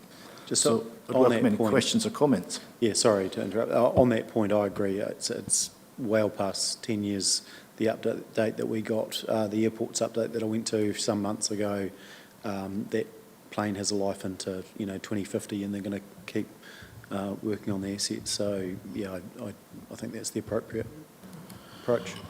Just on it, Stephen, it all talks about increases in terms of Air New Zealand. I think the strategic plan should also say and retain. It's great to have that. But I got a bit lost in the plan itself, and I think we should be two parts, the commercial part, talking Air New Zealand, what we're trying to do with them, recreational, and, perhaps a third one of what we could do with the excess land. I mean, I just think there's some realities around it, and it's nice to talk about increasing patronage, but there's not much we can do to do that. We can support that, and, trying to get people there. But I just thought it was, I don't know, just lots of words without actually what are we trying to deliver, Can we not have these plans in 5 pages? This was a bit of a maximalist one, to be honest. I've been told to cut the waffle, so I'm working on that at the moment. Yep, we have a significant land holding out there, and are we using it to the best of abilities? The interesting thing about the actual campus is the commercial airport, there's always an airside and landside split, and we've probably got where our fences, sort of the pathway our fences take, slightly wrong at the moment, so we could spend a little money to move some fences and actually unlock bits of land that could be used for warehousing or storage or that sort of thing. Lots of companies do make money from land around airports. If you look around Hamilton Airport, there are significant holdings around there. We're not on the similar scale by any stretch of the imagination. And we don't have that air freight link, which again would probably be something that would trigger a runway extension. But the factor is flat land 2 minutes away from the highway has to have some value. That's kind of what I meant, though. I think you look at your commercial and what you do around there. You look at your recreational, what you do there, and what you can do with that land holding that may be separate from the management of the airport, but, someone picks it up. But again, I think it's just way too wordy, and you get lost with what it actually, in our report, it should be things that we can do. Sorry, I haven't had the luxury of reading the report yet, but whereabouts are we with Air New Zealand as far as the longevity of the service coming out of Timaru? Are they confident there's always going to be a service here? And if we didn't have it, how resilient would the airport be? Well, if there was no commercial services, there'd be no point in running a commercial airport, to be honest. It would then be an airstrip. We still use it for things like lifeline services, so air ambulances, flying, et cetera, et cetera. Air New Zealand's in a period of sort of rationalisation. They've just put out a strategy where they're aiming to take millions out of their balance sheet to support the long-term profitability. But it's an important link. It is 2 hours away from anywhere interesting. It is unlocking that whole Mackenzie area with all the hydro dams. So it's a well-used service. The biggest thing we can do to support is just promote it and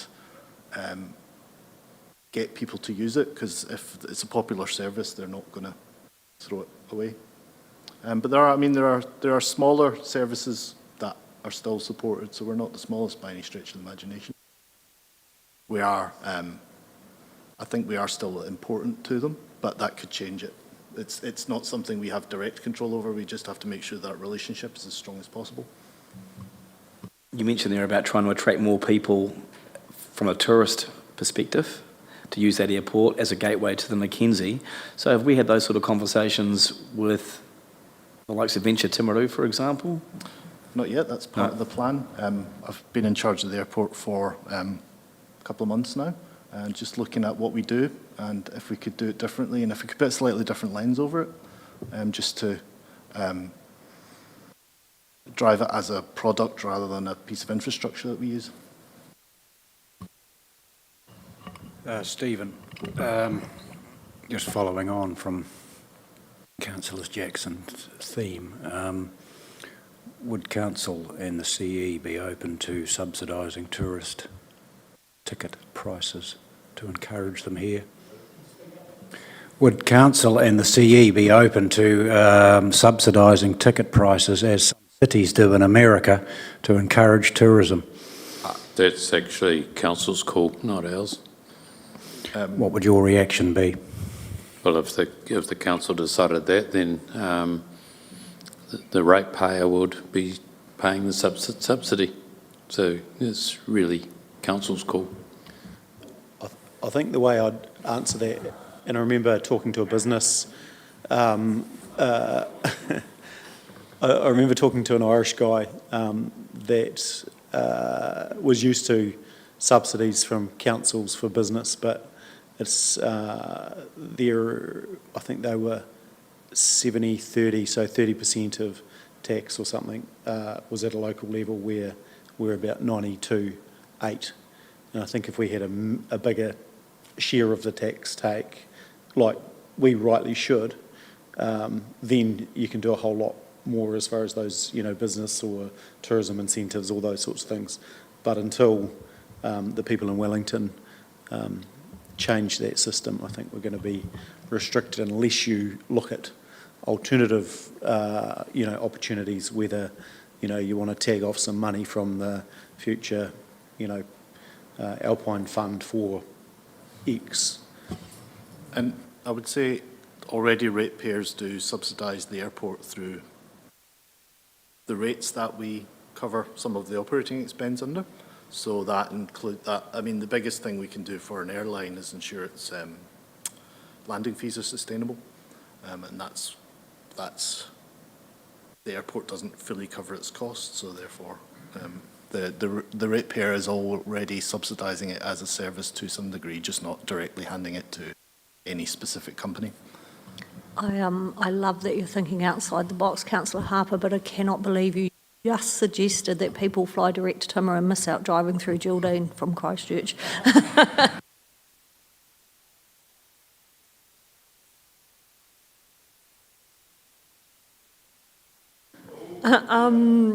Stephen, Steph's not here anymore, is she? No. I can't see him behind Councillor Harper.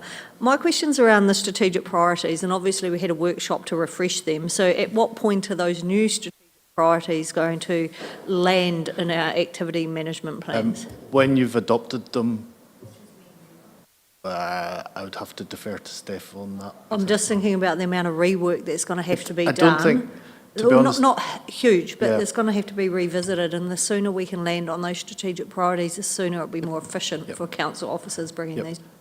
To be honest, it's not a chicken and egg situation, but the AMPs are a bit of work that we had to get on the bulk of, and the strategic direction doesn't, although we'd like to say it's at the heart of everything we do, it's not, it doesn't affect much of the AMPs as well. It's just how you align it to what you're doing, and in some cases you can tweak things to make them fit.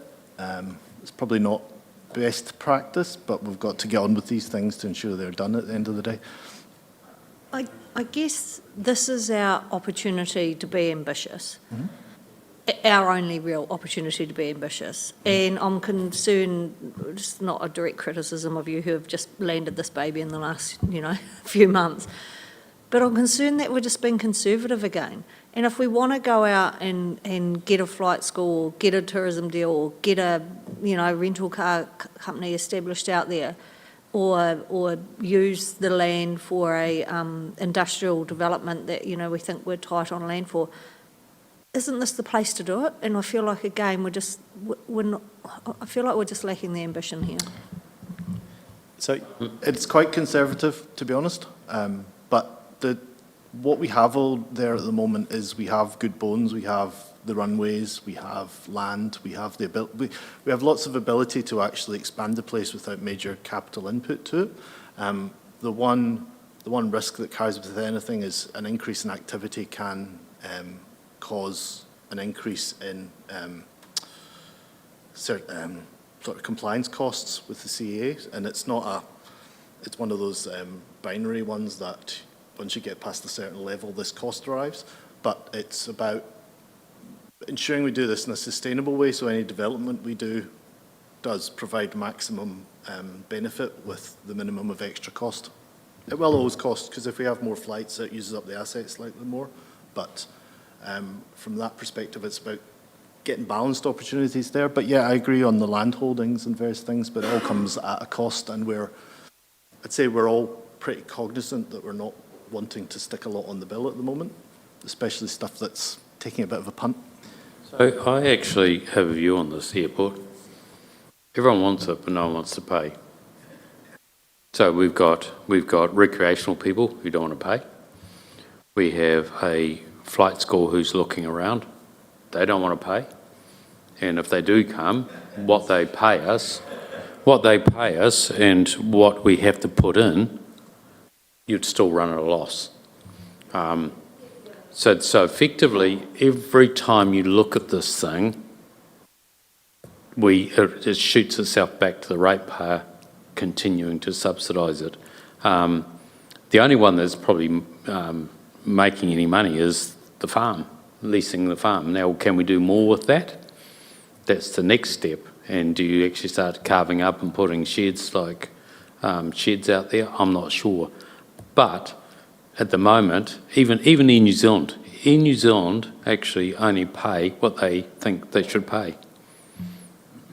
But you could have that view on the stadium, the theatre, all of those assets, and then just go, yes, well, nobody wants to pay, so we're not going to do anything. Yes, but this is meant to be commercial. So effectively, do the councillors want to continue? Well, they're subsidising now, okay? What we've been trying to do is look at how do you drop that subsidy. At the moment, we haven't found that. We haven't found anything that is pulling down the subsidy. Yes, we'll have a good look at this flight school, but the issue with that is, as soon as it comes, the compliance for health and safety goes up, and also we'd have to put in what they call Unicom. That Unicom is about $200,000 a year. When you look at the landing fees for the airport, they're about $200,000 a year. So effectively, it's a status quo. You might gain something. We haven't done the numbers yet. Might gain a little bit, but then you've got to stand back. And when we do bring the business cases, is it the wider economic benefits to business in town? And that's what Waitaki is looking at, because Waitaki District Council was subsidising that as well to get the economic benefit into Oamaru. So nothing out there is there's no great, nothing that we've found yet that actually would help yet. But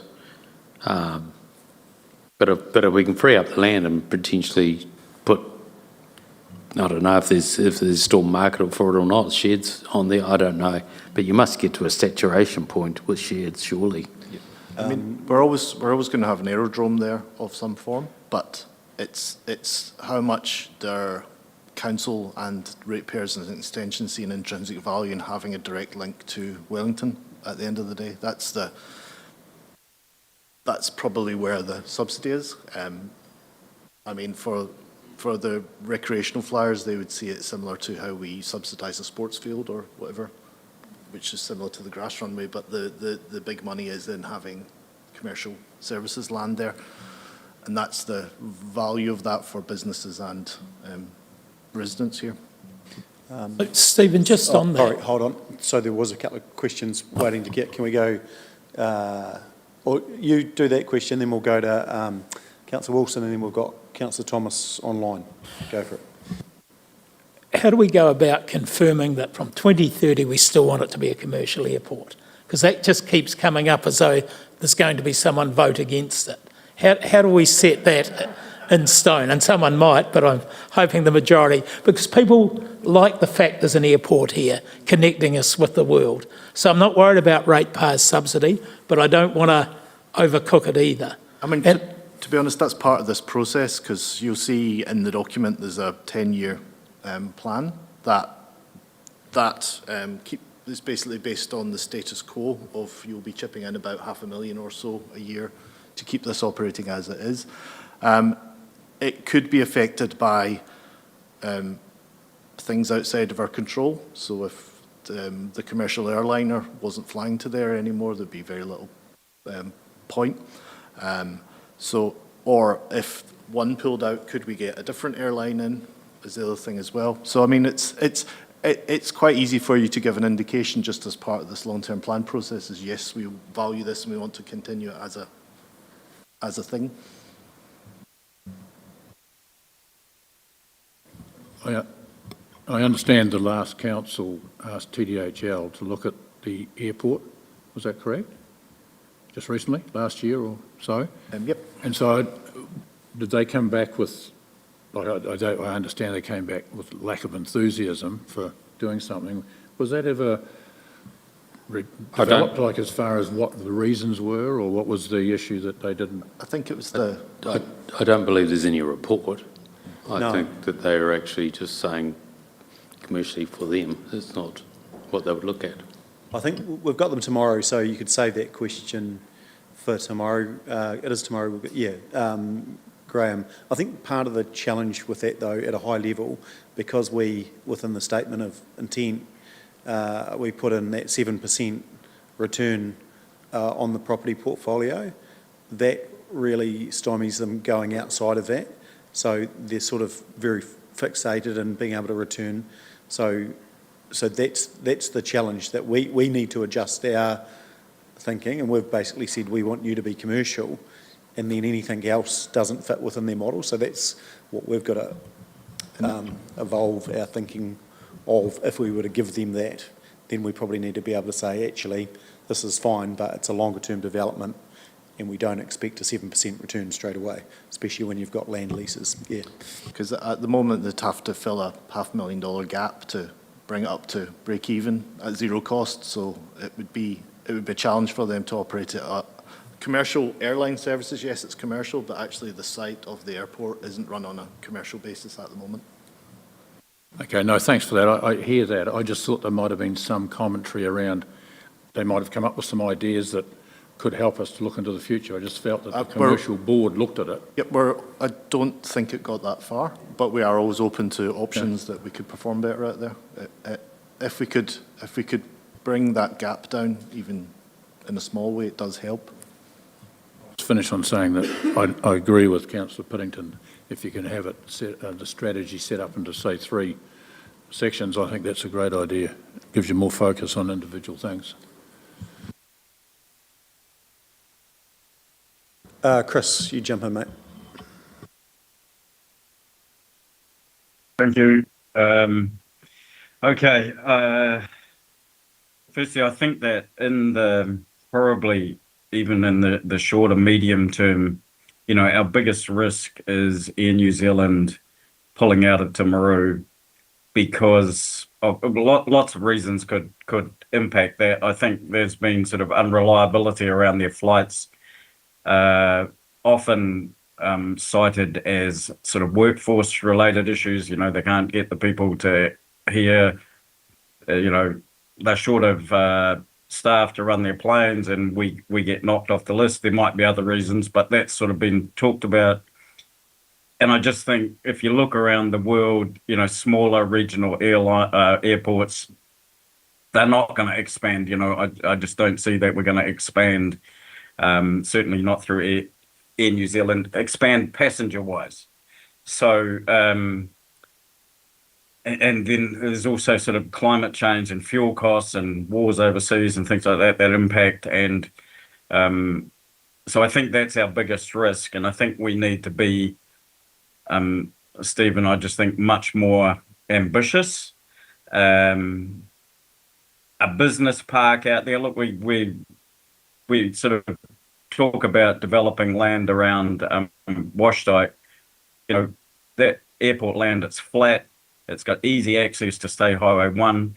You know, it could, you know, we should be pushing that, I think, as a business park, linking up with agribusiness exporters, live, you know, live or maybe, you know, fresh salmon, things like that, heading straight from Timaru to maybe Auckland Airport and into Tokyo. I mean, at the moment, they're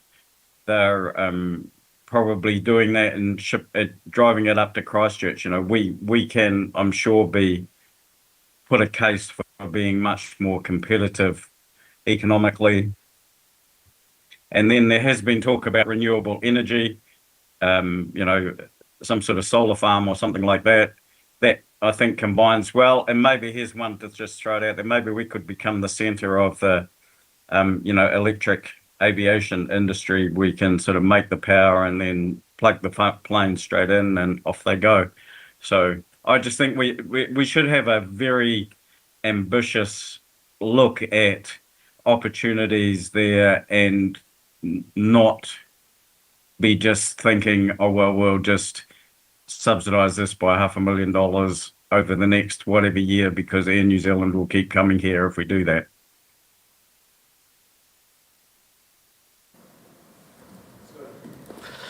Yeah, reiterate a bit of what you said there, Chris, and also Michelle earlier. My word would be aspirational. I do actually, I get the Conservative approach, but the good news is that we do have a 50-page activity management plan, so I say well done to that.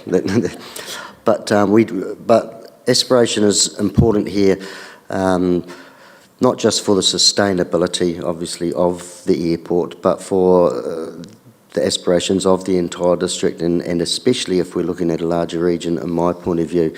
And if you are going to be investigating this flight school possibility, I think that's very important, and it should probably be in here as a potential. Also, on the tourism aspect, it doesn't appear to make enough, I think, of the Richard Pearce aspect, that we should really be getting in a scrap with the Yanks about that. We really should. You know, when you look at warbirds over Wanaka and what have you, put us on the map. Richard Pearce Airport in Timaru, the first man in the world to prove a powered flight. That should be in there. You know, we shouldn't hold back on that stuff. Who cares who we offend about that? And working on, there was some discussion about a working group, and I know that came from outside of council, but the more I think about that, the more opportunity I perhaps see there of not just relying on what's inside our four walls and just what's already out at the airport. Who else out in the business environment there has some ideas and has some plans? There could be something that links in with the Polytech as well, when we're talking about air qualifications.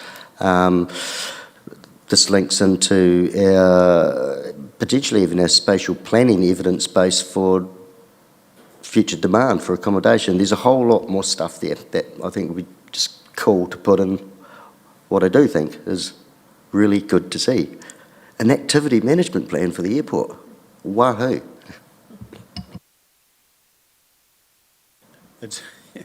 there's the activity management plan, and then there's the aspirational stuff, which I think we're morphing the two, which is, I think, is great. And you've got 2 weeks and come back with something. We're giving everyone at the moment 2 weeks. Is that? I'm just having you on, Nigel. It's all right.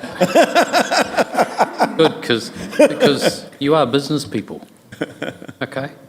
It's got to be treated as a business. And at the moment, we've looked and we can't find anything that actually turns a dollar. So that's and you're possibly right. Maybe you do need some sort of group that actually turns into a think tank that actually can come out the other side. But when they have their think tank, they come back with the same stuff that actually doesn't pay the bills. I think, actually, repeat what you just said, Philip, because I think that's, because if you take quite a commercial lens on it, then that's the approach. And at the moment, we've got a land lease model, which is not and never will be commercial. So to change that up, you've got to probably invest, but go for it. Well, I just as you were talking about think tanks and I just think, you know, a group that could ring every aviation industry tech company in Australia, New Zealand, Rocket Lab, American test pilot, testing aircraft, even down to using the runway for the the car testing station down in Wanaka. The snow park, anything. Ring somebody.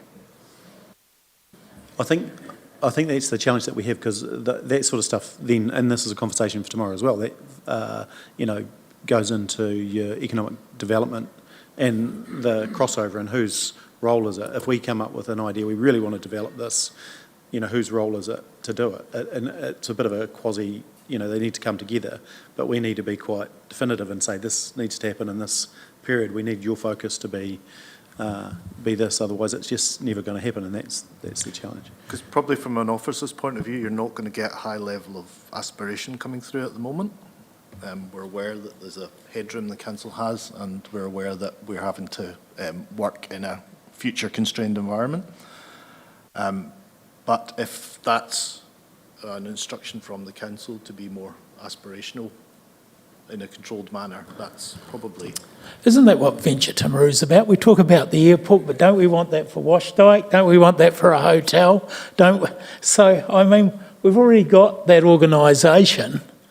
We don't want to duplicate it. I think you've got to... I've got my hand up, waiting patiently. We're going to bring you in just a wee sec, Stace. You're next. So, if you put a master plan out there, you've actually got to think about how do you actually develop it, because there is no services out there to speak of. So if you're developing, you're going to put in services, and the other thing is who funds that services. It would be us. So we've got to really think hard about our own headroom, particularly with the infrastructure that we're facing. But I'm not saying don't do it. I'm saying we've got to go with our eyes wide open. Go for it, Stace. Just a couple of things. I agree with Stu and Graham just around breaking down the activities. It's a very overcomplicated activity management plan, so I think it can be simplified. I think there's an opportunity here. When we become a very large region, this airport will be centrally located. And so we can't put our head in the sand with this. We've got real opportunity. So the optioneering paper that was developed by TDHL needs to be sent out, and it needs to be done today so we can read it in preparation for tomorrow to ask questions. So if someone could initiate that, because at the end of the day, we need entrepreneurial mindset when it comes to commercialisation of this airport. And if TDHL do not have that mindset, then we need to get in some other advice. So whether and I acknowledge, Stephen, your view on, rates capping, and we've got headroom of such, but TDHL's role is to commercialise this, not VT. So, and we've never been given the details of why we cannot. So I'm asking that we receive that paper so then we can analyse it ourselves. There is some very good business heads around our table. And so let's challenge the narrative. That's all I have to say. I read the activity management plan last week, provided my feedback on that. You know, if we're going to do these big things, we've got to upgrade the terminal and pavement, and that needs to be factored into the LTP. So let's think entrepreneurially on how we can actually make this a real asset for the region, not just Timaru District Council.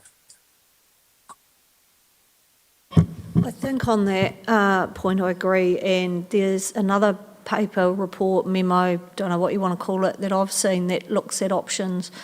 I don't know, it might be 3 or 4 years old, about what could be done at the airport.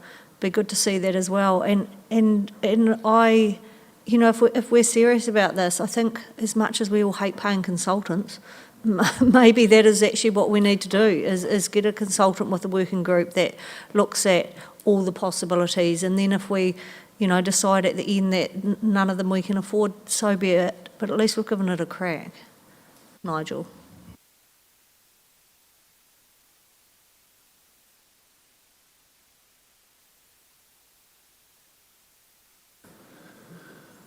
Anything further? Yeah. The other one thing that we haven't discussed though is the subdivision and housing slash, hangar housing type. And I'd imagine, and that's what's happening in the likes of, well, it's happening in different places, not always well done, but the likes of Rangiora. It'd be interesting just to know some of those other business models, because they're obviously growing, the likes of Rangiora, because of demand outside of Christchurch. It'd be just interesting to know whether theirs is more a commercial model, whether it's land leases or they're building the hangars and leasing them, and some of those other things that sit out there. But I agree, Michelle, we're going to have a proper crack at it and put some resource behind it. Just one more thing on the actual activity management plan. I found the reference back to the funding and financing policy not that clear. You know, like our funding and financing policy clearly states, and I don't know what the figure is, but 10% is going to be funded by rates, or 20%, or whatever the number is. But in here we talk about highs and mediums and lows, and this means that it would be really good just to see this is what our policy states will be funded by the ratepayer. And this is how this meets the policy. It likely doesn't. Well, how are we going to get to meeting the policy, or do we need to change the policy?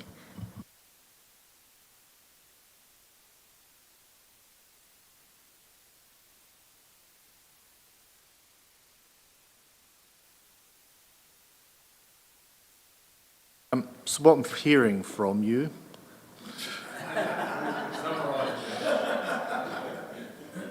So there's a general acceptance that the commercial services flying from here to Wellington are a valued thing for the community.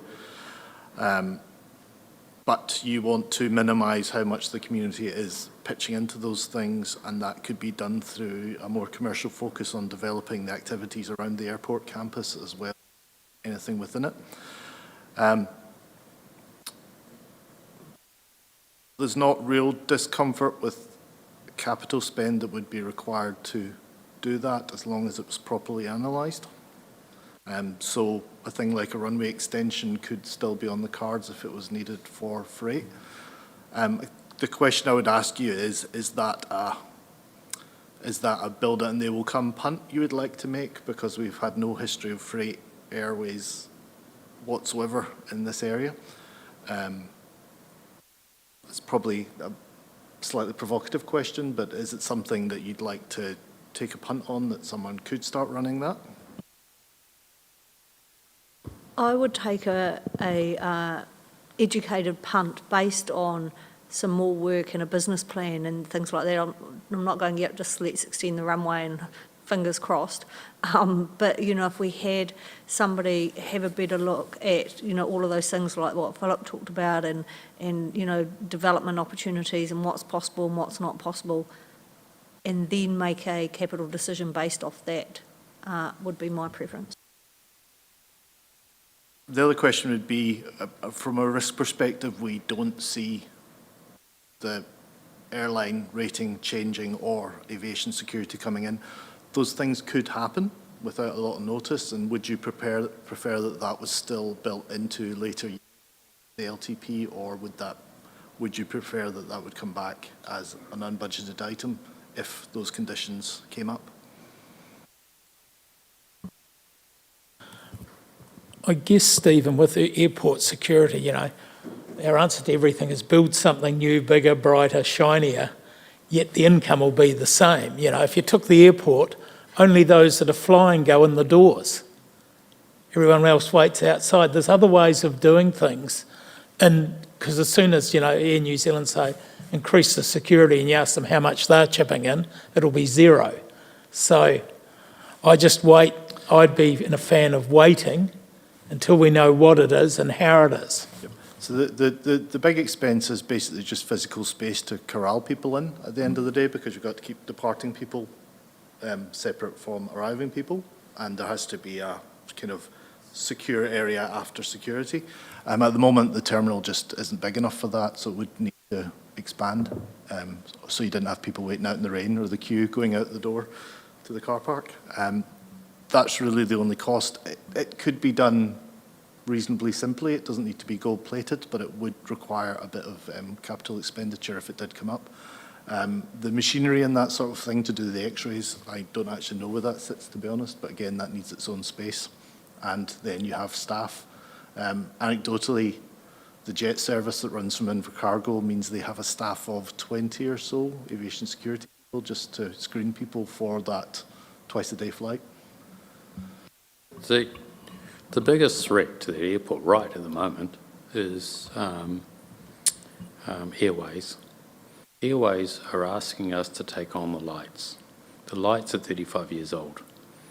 They want 350,000 for those lights. To replace those lights they're on 500 to 800,000. So that's the biggest threat right at the moment that we've got to start thinking about. So I'm pushing back saying, well, actually, it's your job. You're an SOE, that's what they do. But they're a big entity, and the whole reason for Airways is to ensure that navigation of flights is sound. But one airport's already taken on the lights, just south of here, and effectively it's on its way. So effectively, when we start looking at this airport, we're going to have to really start thinking hard about what capital is going to be needed going forward. Now, it's not in the LTP, those lights, because as far as we're concerned, it's not our gig, but we may be forced into it.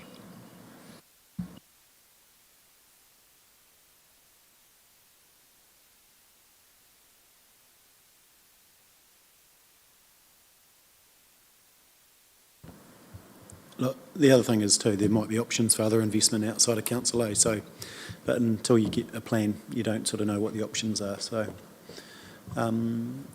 Okay, anything further? Do you want to close that one off, Stephen? No, that's everything from me. Yeah, pretty good. Okay, let's just look to the options. I wonder if we see what Rosie's calendar is like and see if we can bring that one forward. Do you want to, we'll just take maybe a 5-minute break, and we'll just check if we can just move some of the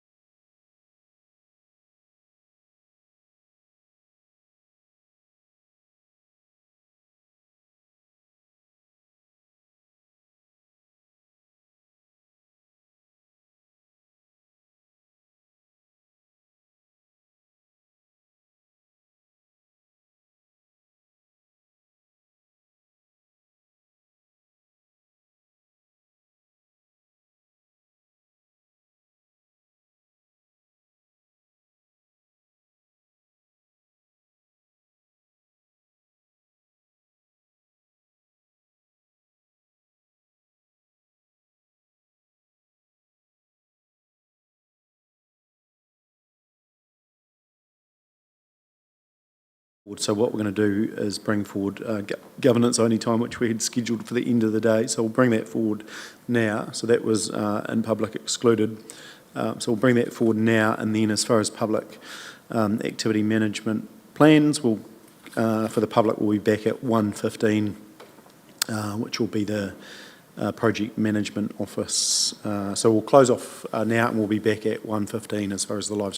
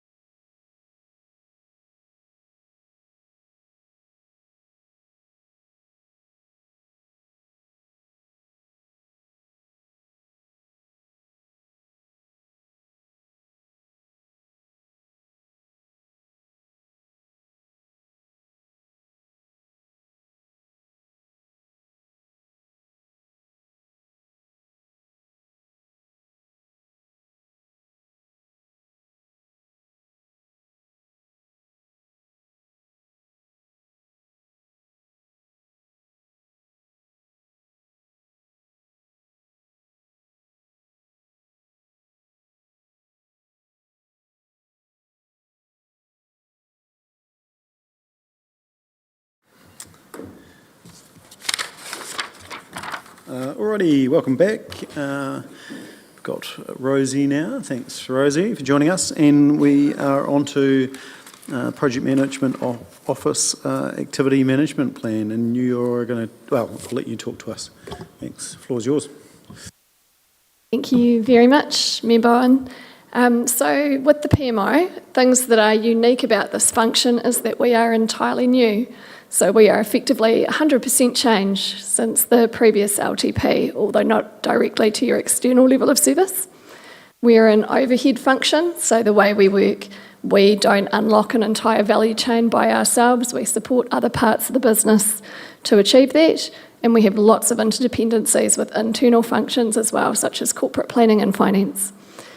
We have no money other than our staffing budget, but we would like some. Specifically, we'd like a small amount to get some proper software in to support project and program management and how that ties back as well to the corporate planning function, asset and activity management plans. And we haven't properly completed Section 7, but we will complete it to demonstrate that there will be a net positive in terms of operational costs if we do that. So I'm unsure if you'd like me to provide an overview of the function or whether having the activity management plan in front of you, you'd like to go straight to questions and feedback.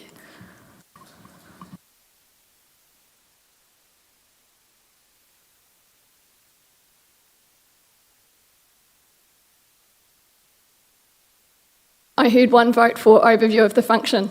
Yep. So the best way to do that, and I did look at screen sharing, but the font size is really small. So if you're happy to look on your own screens, we're after the page that looks like the activity map. Yep.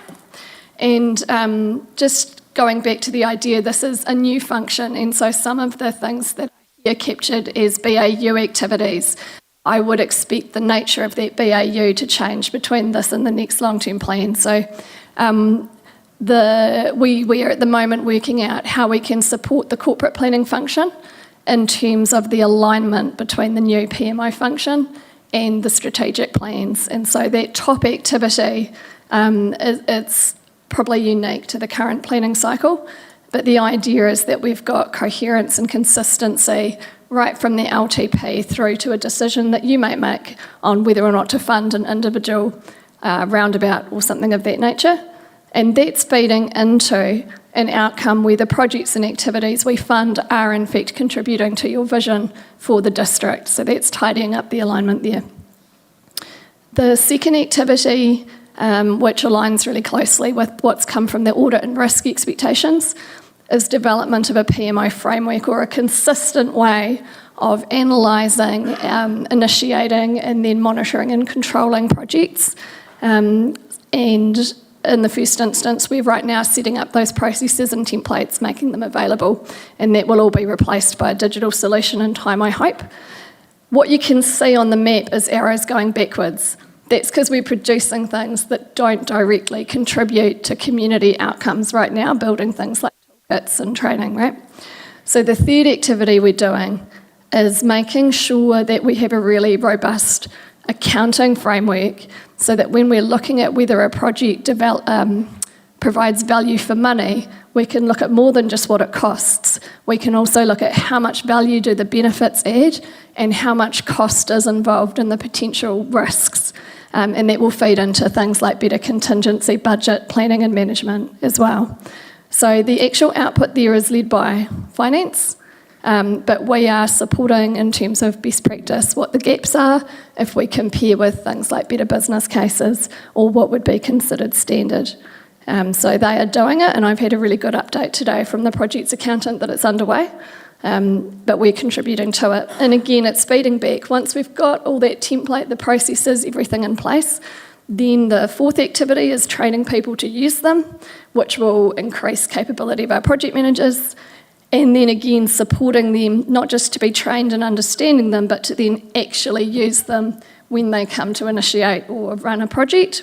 And now we're looking 1, 2, 3, 4, 5. The fifth output, we're starting to get into things that create the outcomes I believe you're looking for. So all projects and programs have a robust brief or business case, right? And that informs your investment decision making, which is the second outcome. So you have confidence in what you've decided to fund, and you have confidence that it's aligning with your vision. And then going down, the next activity is, once the project's been approved, supporting that really robust planning, monitoring and control, providing reports on individual projects. And so you have really clearly defined governance, you have really good information about projects, and again, that's supporting the investment decision-making you might make after a project has launched. So we've seen a few projects with this council where the project's been commenced and then there's been a lot of decision-making iteration. So that is supporting that. And then the final activity down the bottom is also providing those quarterly reports on what's happening across the capital program so that we can identify and talk about any trends or issues or risks arising, how council's performing, how different groups are performing, and you have got the information you can interrogate there. And you'll see those last few, it's when we get to those last few outputs, they really they're the ones that unlock the information you need and confidence that the community gets what they want. So moving across to the right, our investment logic, what we're saying and outcomes, the PMO can support council to make sure there's good alignment between what we're paying for and what we're trying to achieve. And we have robust investment decision-making at every point, and we've got good governance at every point. Then the community essentially gets what we said they would in the LTP, and we have lower project and program cost, and we have lower risk. So that is our reason for being. That's what we do, and there's a lot of detail elsewhere in the plan about how we propose to do it. So I'll stop there. Thanks, Rosie. Since we're on this page, I had some comments on the page, and I thought the drivers are really sound. I thought, that really articulated sort of our problems that we're trying to solve. So I thought they were excellent. However, then I got to the remainder of the page, and my words, I thought it looked like an international flight map. It was like, I opened it up and I was like, holy. And I just wondered if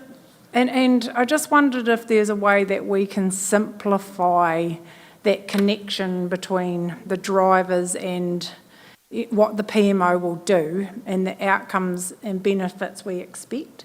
Because it was really difficult to read, and I'm sure, yes, everyone's nodding. Honestly, I laughed. Yeah, it's called a strategic alignment map, but I felt like it was an international flight map. I was like, whoa. This is just a little bit too complicated for a governance-led document, but I thought the drivers were excellent. So I just think there needs to be a bit of a rework on how to simplify the outcome. That's just my feedback on that. I think that's easily done, and I think one question that everybody has when they're completing this section is how granular, like how detailed should we be? It would be really easy to bring this up a level and reduce the total number of boxes and arrows and things to bring it up, so that's really helpful. Thank you.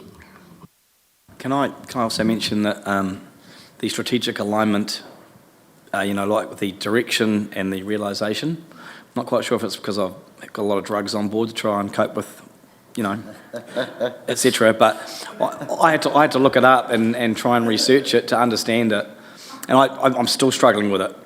Like at a glance, it's hard for me to read. I don't know if it's just my brain or what it is. I don't know if anyone else had that problem or not, but yeah, I struggle with that, and it comes up a couple of times. Would you like me to talk to that? Would you mind? Sure. Yeah, I'm happy to. Just so we're now looking at this little one, which I appreciate. This whole model got inserted quite late in the piece, and we haven't sort of workshopped it. But essentially, in order to explain why this is adding value, we also need to be mindful of what was there before. So what was there before was a lot of narrative and a lot of description about how activities contributed to whether it was thriving communities or vibrancy or whatever it was. And it made it quite difficult to draw out exactly what's being paid for, exactly what's being delivered, exactly what the community uptake of that would need to be, and then how that ties into the benefit. And that makes it very difficult when you come to do a business case or a project brief to actually put all of that in place. And so people are reinventing that logic at project level rather than just tapping into it at this level. So what we've tried to do at the activity level is split that out. And so on the left-hand side, you can actually, if it helps, for some parts of the business, you can fold over those first two boxes and just look at it with 4 lanes, with 5. So what it's saying is that people within the council undertake activities or they deliver projects. And as a result of those activities and projects, the community receives facilities, assets, services. There's something for them, and we control all of the blue boxes. Those are things we do, we fund, we provide. Then you have this operational or community handover line. That's great. We've been enabling, we've provided a consenting process, we've provided an infrastructure network, but what actually needs to happen before we get growth? We need industry to come along and develop the land, or we need building owners to complete their building work and feel great about their renovations. So something has to happen, and that's the box called community outcomes. There's a handover between what council can actually control. And I mean, the main street's a great example. What does council need to do in order that building owners do what we'd like them to do with their buildings, in order that businesses operate the way we'd like them to? So it's really drawing out that handover point.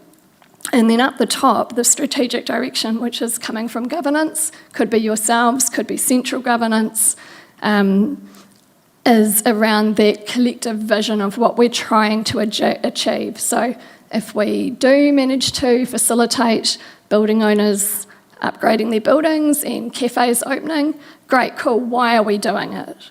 Why do we believe that's a good thing to have? So it's trying to show that entire value chain that goes all the way across. And it's important because if we skip that community outcomes step, sometimes what you get is assumptions about solutions. And so if you're going, well, what we want is a really connected community, great, the answer to that is a library. Well, what do we actually want the community to do? We want them to congregate, we want them to gather, we want them to exchange information. Okay, well, now the output or the thing we're trying to produce could be one of several different assets or services. So it's pulling that out. If you were to unfold that last bit there, that's all your overheads. So what we're saying is council does fund all sorts of activities and projects that don't get directly used by the community. So things like the people and capability function or the finance function, the PMO, corporate planning. You're going to see a whole lot of activity management plans that are not directly enabling the community to build a house. We're sitting a step behind, and everything we do has to feed into something that our colleagues do in order to be worth paying for. Rosie, I've got to ask, we're not overcomplicating this, are we? Like, for staff to understand we want projects done well, delivered on time and on budget, and what we need or the community needs. I'm just concerned there's lots of steps in there, and if we've got busy staff already, if I was to do a project, I don't know, maybe I want to do Strathellen Corner, how much work would I do up front to get to where we will approve it? Because staff are busy at the moment, and this just seems, me looking down, because I don't totally understand it, quite complicated. So the idea is, if you want to have confidence in your investment decisions, it needs to be done at some point. You can either do a huge amount of work when you do a business case, or you can do more of that work at the activity level and do it once. And then all the business cases or project briefs that correspond with that activity, there'll be a whole lot of copy pasting that project managers can do that they can't do at present. So you could not do this, but you'd be doing the same type of work later, and I believe there'd be more iteration and less alignment because you'd have business. Yeah. Yeah. So are you overcomplicating it? It depends how confident you want to be in your investment decisions. I had a question, Rosie, just around it talks about all projects, and to me, and we've talked about this before, and I don't really know what you mean by all projects, because for me it needs what I feel is missing is like a sort of a project classification type threshold, because those low risk, low risk sort of routine projects, they shouldn't need to go through a robust business case. They should just be able to routinely get done. So I'm a little bit concerned that it says all projects, because I'm not sure in council yet we understand what a project means. I'm really glad you raised that. Thank you, Councillor Scott. I fully agree. That's what it says in the ARC, the audit and risk internal audit recommendations. It actually says all projects have to have a business case, which is quite a piece of work. So there's two things that need to be done. We have got that classification matrix, which determines whether a project has to have a full business case or just the sort of the project brief, which the template's only a couple of pages. Obviously it bulks out once you add the information. But the other thing that we as a PMO are really trying to grapple with at the moment is around that, what is a project? Because there's a whole lot of things in the capital program that are not projects, such as renewals or things like that, where you could say the asset management plan is the investment case for those things. So when we might land on a position, I'm comfortable saying all projects need a brief, but not everything's a project. And so there'll be loads of stuff where we go, that doesn't warrant the name of project. Yes, it's got clearly defined boundaries or whatever, but it's absolutely the BAU of that part of the business. Yeah. So we have got the matrix and we have got the Are You a Project flowchart. So does that mean that there's a correlation between projects and capital spend in most people's vocabulary? They see a capital list, they see them all as projects. Whereas inside that capital list, there's probably a whole bunch of renewals that are for want, because we are sort of unique, they're actually BAU. And that's something that I think we've got to think about, is how do you approach those? Because resealing a road gets capitalised, but it's actually BAU for the LTU, for want of a better word. Is that what I'm thinking? Yes, that's correct. So it's not that PMO, we're not planning to wash our hands of the capital program. We will still monitor and report on everything. So those quarterly reports will cover the entire capital program, but there'll be portions in there where we're reporting on a program, and it will say, this amount of money's been spent, this amount of work's been done, but there's never going to be a project closeout report. There's never going to be a project brief. We're just keeping you informed of status and any issues of that program. And like I say, it's not that those programs don't need investment logic, they do, but this is the level that comes through the activity and the asset management plans. That's where they determine what the priorities are. Yep. Is it fair to say that if you have BAU capital, for want of a better word, they actually should link direct to the asset management plan for those renewals? All of it should. Your projects should as well. Yeah, because by the time you're bringing a business case, the part of the conversation that that person is not having with you as governance is this a priority? They'll be having, that'll come through in the strategic alignment question, is does it align with your priorities, and is it value for money, and how are we going to manage it? But the conversation around, well, should we build this bridge or that roundabout, that's not the forum for that question. This is the forum for that question. Yeah. I think, Stu, the bit that's missing for us as governors is we don't really understand what the program of work is year 1, 2, 3. We have no visibility to either it's too late or, just building up that list and capability to understand. So and we go, yes, if that's a priority, then it will come back with a business case and fully scoped out, but we're aware of it, that it's in the program. And I think that's what's always been missing, is the visibility to what's coming up in future years. So then it's, and whether it's capital or renewal, you've got those the different work streams, and that's what's really been missing at this table. And we're going through that process retrospectively right now with the annual plan, both in terms of what needs a brief and in terms of sorry, your comment just there, what's coming up. So even within some of those big renewal programs, and I have to say the people and our colleagues across the business have been excellent. Going, okay, you've got a couple of mil there for renewals. Are you just spending that on potholes, or are there particular larger sections where you're doing renewal work on a scale that will attract the attention of the community?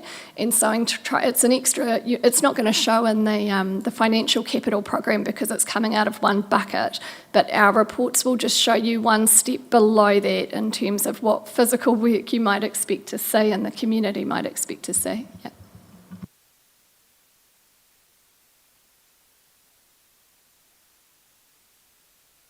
I have a couple more questions. Oh. I think what Rosie's been doing is, or that team has been doing, is getting underneath what actually goes into those renewal, for want of a better word, bucket. Because what we're discovering now is all sorts were going in there. And while, you have a $2 million budget, I'm not sure, other than the people in that particular department knew exactly what was in there, and even then, they might find other things that happen that go in there. I think as well, to be fair, even if it has gone into the asset management plan and it's been quite clearly, its own line item, those only get looked at, I believe, once every 3 years in alignment with the LTP cycle. Looked at in this chamber, reviewed in this chamber. So it's just it's just the frequency with which that information is presented. And so the intention is, alongside the quarterly capital reporting of what's on the fly, we will be preparing those forward work programs so you have them in advance of the coming financial year.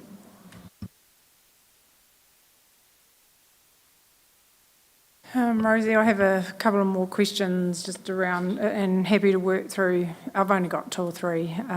Page 8, I think it is, around what are the key constraints, dependencies and assumptions for the activities. One of the ones that jumped out to me is that this appears to rely heavily on senior management buy-in, which you've written in here in one of the first ones, and also the dependencies on finance. And you've identified that there was 9 agreed actions to be taken, and there is no commitment or delivery date for those to be implemented. So I just wondered, how confident are you that this framework could actually be implemented if you don't have buy-in from senior staff and it's so heavily reliant on financial dependency? Yeah, I would say we do have buy-in. So we obviously at SLT recently went through, shared some outputs from completion of the pilot, what had been produced, next steps, and we also discussed at SLT level. Essentially, the thing about the PMO right now is we're trying to introduce change in what is already a very change-enriched environment for everyone. There's a lot of uncertainty right now, but SLT was supportive of essentially the pace which was proposed, which is around, well, what do we do with the current year's work program that's already on the fly? And we identified we'd go through a shortlisting process with GMs and with our CE, which is scheduled for next week. We've already done work behind the scenes to prepare a proposal, so that'll be reviewed, but it's around which projects get a brief or a business case in the current financial year, and what do we just let go because it's too late and it's too urgent and it needs to happen. So SLT, but also as part of that discussion, there was agreement that from next year, they all need a brief, they all need a closeout report, they all need to follow the process. There's also support across the business around bringing the software in and the savings that will make for people's time and effort. And that's at senior management level, but also I think what's really important with the PMO, it's a goodwill function, and we've had really good support and buy-in from the project managers as well as the group managers in terms of, because we are hounding people relentlessly for updates and information, and I think the business does really understand why providing this information is important, and they're happy to engage in next steps. Sorry, but you did ask specifically about finance. I am watching that space. I've had quite a few conversations with our CE and CFO about that, and I don't think I can comment on resourcing from another part of the business. Can I leave that to you, Mr. CE, in terms of are we going to have sufficient resource in the finance team to make that part of the puzzle happen? How long's a piece of string? We do have a project accountant, but right at the moment is being pulled into other places, so we will be looking at that. Thank you. I think that's just, an area to be mindful of. To be successful, you need a project accountant heavily looking over it. My next one was on page, it's the bottom, I think, of page 13, proposed changes to activities, projects and level of service. Again, it felt like this was really overly complicated. But I'm happy for you to sort of talk me through it, because I didn't really understand what is really being proposed by the PMO versus work being led by other parts of the council. And so what does change higher practically mean for level of service? So that's sort of that question. And I just wondered if it could this be simplified to 3 or 4 key changes for the PMO itself to deliver in the LTP? That was, again, a question I had about the template, with being an entirely internal service and not actually impacting. You could just say, ideally, there'll be a improvement in level of service in terms of project outcomes and a reduction in costs, and that's what we're ultimately aiming for. Happy to do that, or I'm happy to break it down into what we deliver. That was just my lack of familiarity with the template. So it would be good to have guidance around either the level of detail that's useful, but also for the internal functions that might be making changes to the way they do things, but it's not community facing. Should those changes be included in this plan, or do you just want the ones that are affecting community levels of service? Change high. I didn't understand what that meant. It means that, these are adding things that we weren't doing before.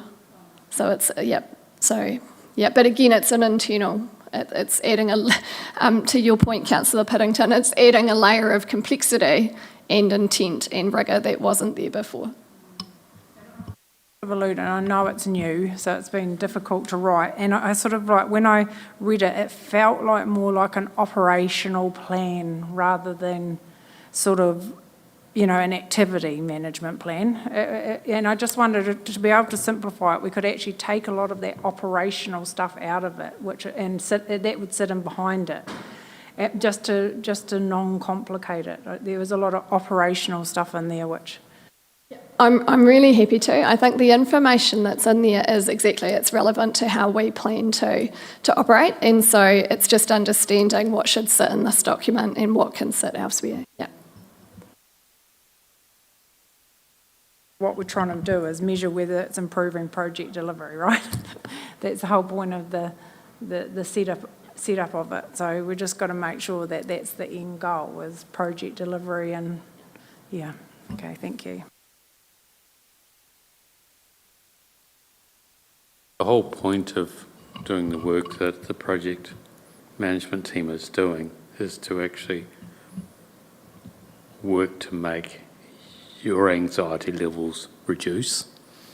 Also, no, I'm not looking at you, I'm looking at everyone.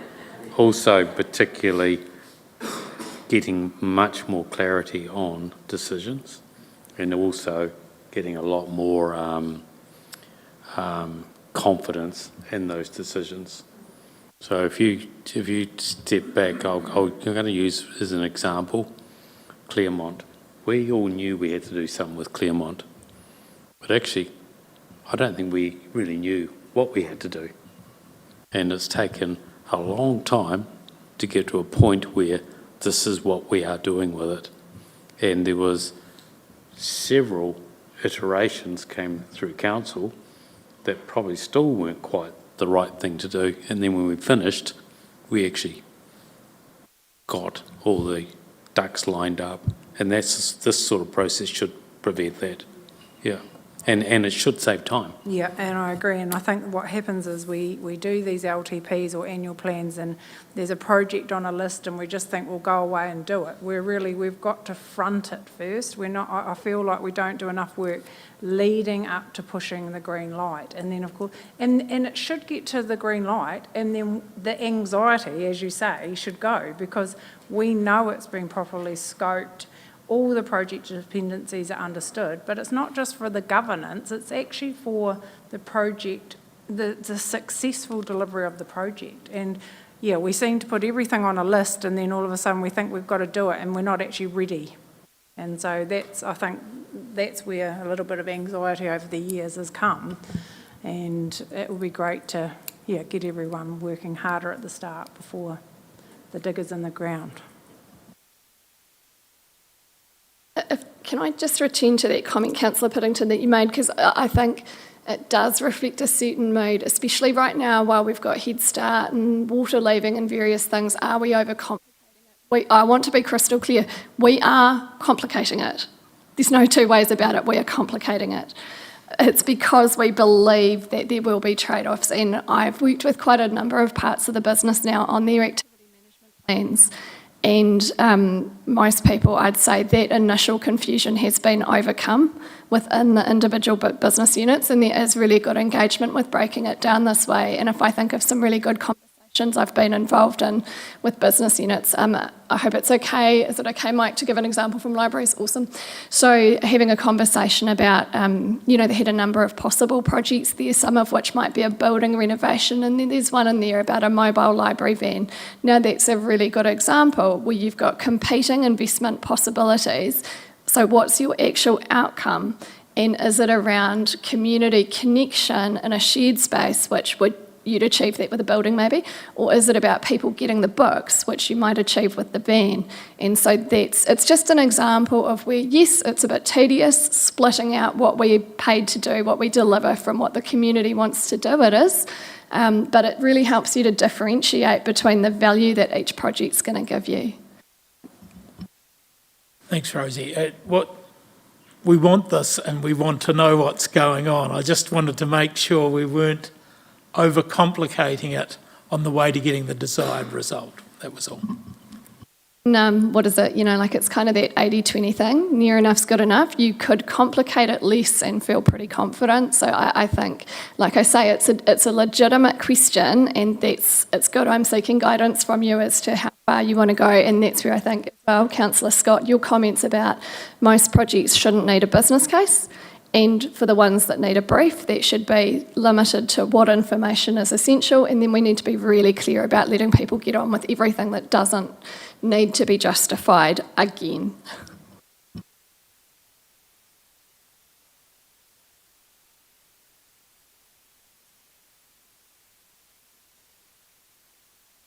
If there's no further feedback, I will lift up the level of those sections, Councillor Scott, that you've indicated, and I'll go get my children. Happy? Thank you. Awesome, thanks, Rosie. Mike? Thanks, Rosie, appreciate that.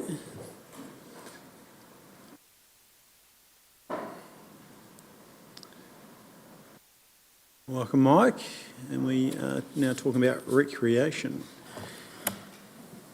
Good afternoon, all. You want simple? Here I am. Righty, so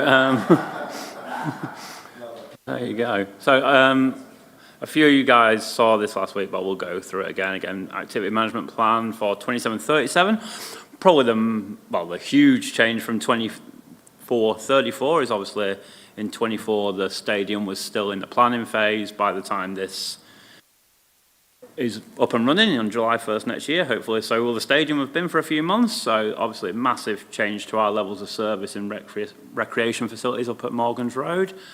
Pretty much everything down at Sea Bay is still same levels of service. One thing I probably would say is after the restructure, we've maintained our levels of service. We dropped our wage bill by about 15% last year from the previous year, so the team, I just want it noted, the team have done a really good job holding them levels of service.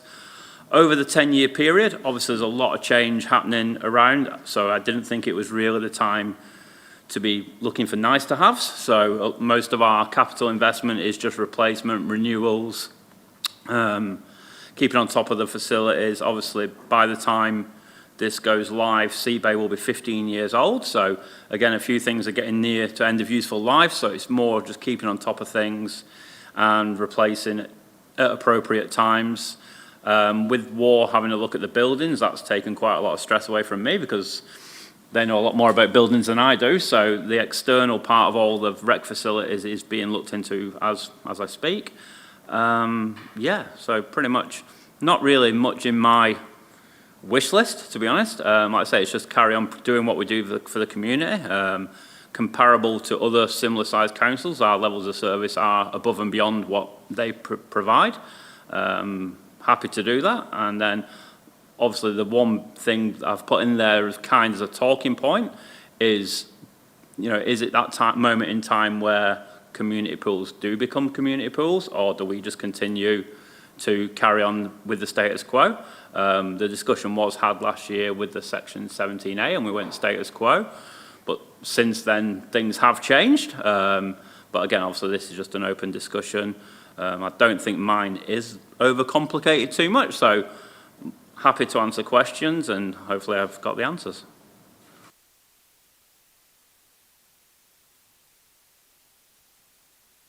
Mike, not totally at this, but just in education, can you talk a wee bit about Ashburton and how their community pool model works? Because they only have the EA complex, don't they? Yep, so Ashburton have got EA, and then there are 5 community pools through the district, and they are all run by reserve boards rather than community boards, I think is the correct way to call it. The only real input that council have is at the beginning of the season, they do the BWAF, the check, you know, the safety checks, things like that, health and safety, and then pretty much the only other input that the council really has is if them boards apply for grants through the community funding. So they don't provide staff, that they don't have someone who goes around during the season doing the work for them. So that's their model of operating community pools. And do you know what the kind of biggest community pool they have? I'm just getting an idea. I mean, off the top of my head, if I had to guess, I'd say it'd probably be Methven, or but I mean, yeah, Hines is another one that's got a little. So reasonable sized townships are operating. Yeah. So there's Methven, Hines, Rykire, Mount Somers, and I think Mayfield. Mayfield's a cold water pool, isn't it? I'd have to check on that. I don't know the answer. Pretty cheap to run. Very cheap to run a cold water pool. We can arrange that, Philip.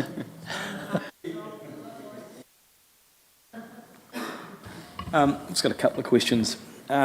Just regarding, and we went for that tour, you might recall earlier on this year around the facility at Seabay. So do we know where there's a point, like a threshold, regarding how old some of that equipment is, where it gets to the point whereby trying to get it repaired, because specialists are hard to come by, we have to go out of town in many cases to get that specialist attention for Seabay. So is there a time that we're going to go, you know what, this is actually no longer cost effective to do it this way? I mean, how much visibility is there over that? We're pretty much, I mean, Wally, who does our plant, is very clued up on that, and we're very, very lucky with our contractors that look after the majority of our, you know, plant. That, you know, the guy that comes down and manages, for example, the 2 old boilers, he says they'll go forever because they're German.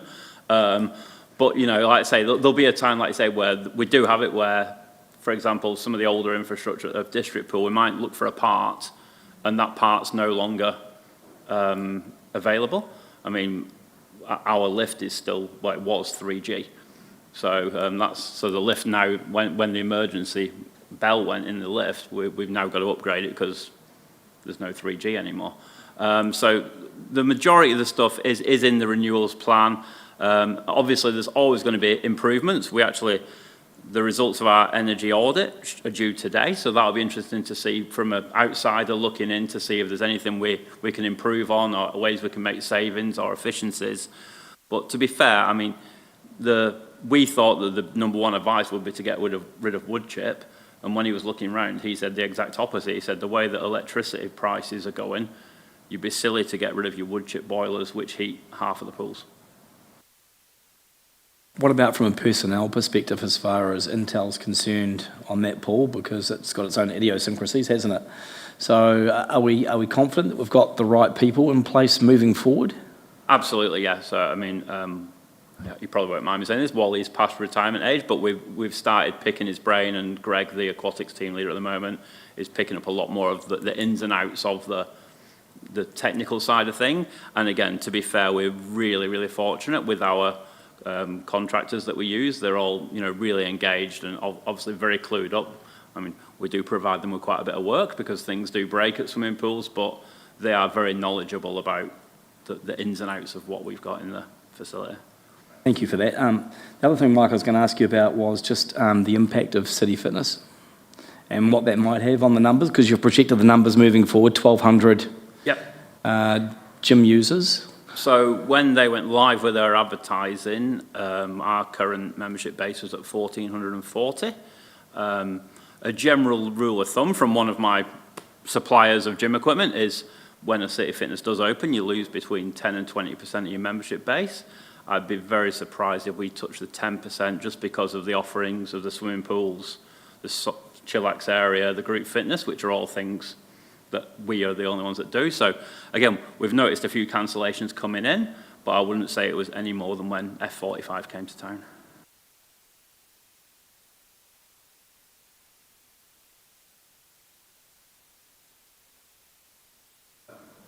Much of the sea bay,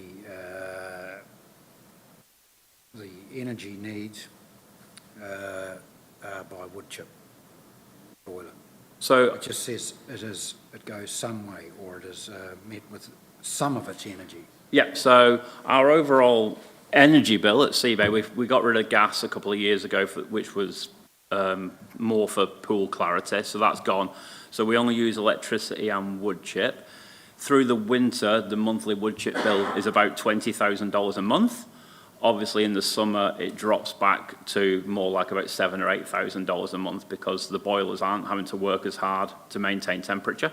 So when it's -6 outside, the boilers are really working to keep the pools warm. But in the summer, the air temperature pretty much takes care of it.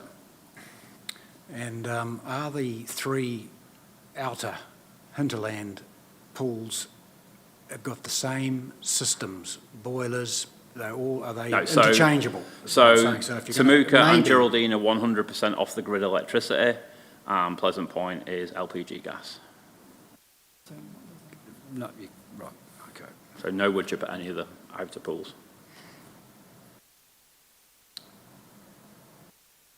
Oh.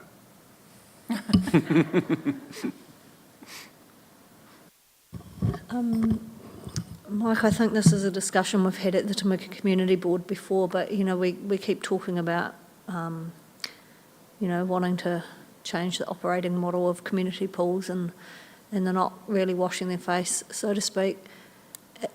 We talked once about a splash pool out at Temuka, and I'm thinking, is this the place to have an opportunity where we go, actually, if we did a community project, we might enhance the usage rather than keep just watching it go down now? Mr. Scarsbrook is all over it. Good. I've got him some quotes, and he's up and running with the splash pad. But that will fit into this operating model and have you... I mean, the more things you have there, you're more likely to attract people to come along, absolutely, yeah.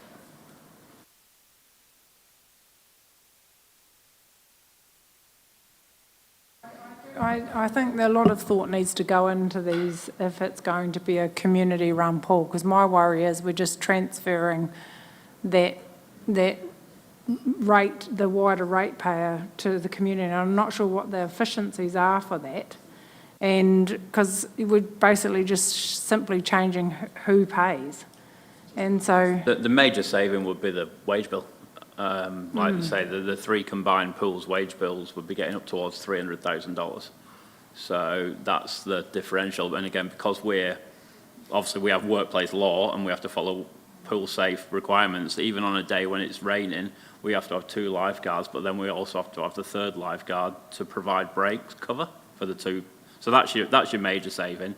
And then obviously your major downside to that would be it might not be open when you want it to be open, but it's generally key fobs. So you're not going to get the same levels of service with a community operated pool, but obviously the operating overheads come down drastically.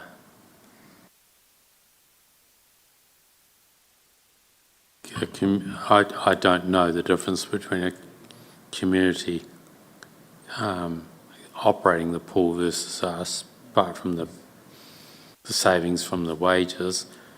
But one thing I do know is that the community groups can access other funding, direct grants and so forth, donations and so forth. If you're going to go down this track, you really got to have one of those pools that are being run like that to actually have the conversation with the community, with the like the community board or someone.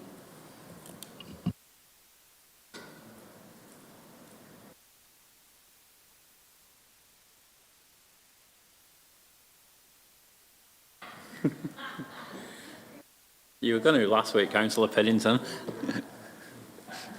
I guess if people are listening, and we do have a problem with the Pleasant Point pool, don't we? What's the capital cost for 22 swimmers a day in summer? So the first thing I will stick up for Pleasant Point a little bit, that's the 22 through the POS, point of sale. So including... You're letting people in for free, is that what you're telling me, Mike? Never. So other users, which is people who book by the pool or by the lane, so your schools, your swim club. So that was another average of 50 people per day. So the point of sale and the other hire were exactly similar in income, but obviously if a school group pays for an hour, they can bring 60, 70 kids through, so they're not paying the same as an adult paying for a swim.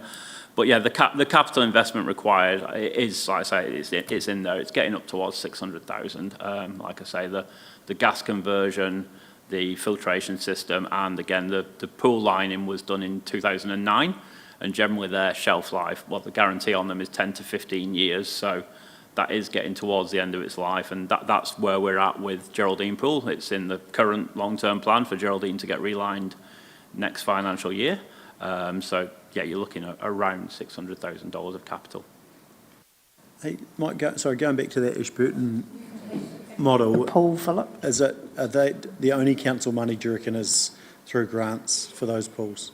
Yep, as far as I can say, I spoke to the lady who does the community funding, and in her email she said they do give a little bit of support at the start of the season, which obviously we could easily do, starting the pools up, teaching the people how to treat the pools, and they do the health and safety checks to obviously make sure that the public can go in. But outside of that, I'm pretty sure it's just Facebook pages, turn up on such a day to pick up your key fob. These are the days where we have staff there so you can pay for a casual visit. Some pools do that, some don't. You know, on a sunny weekend, a couple of people might go and take cash in hand rather than the key fobs. But yeah, and then they just apply for grants. Like I say, I looked at this year's Ashburton community grants, but it was just to reserve boards, so I have no guarantee that that money is being spent on the swimming pools, but they'd obviously applied for WE grants.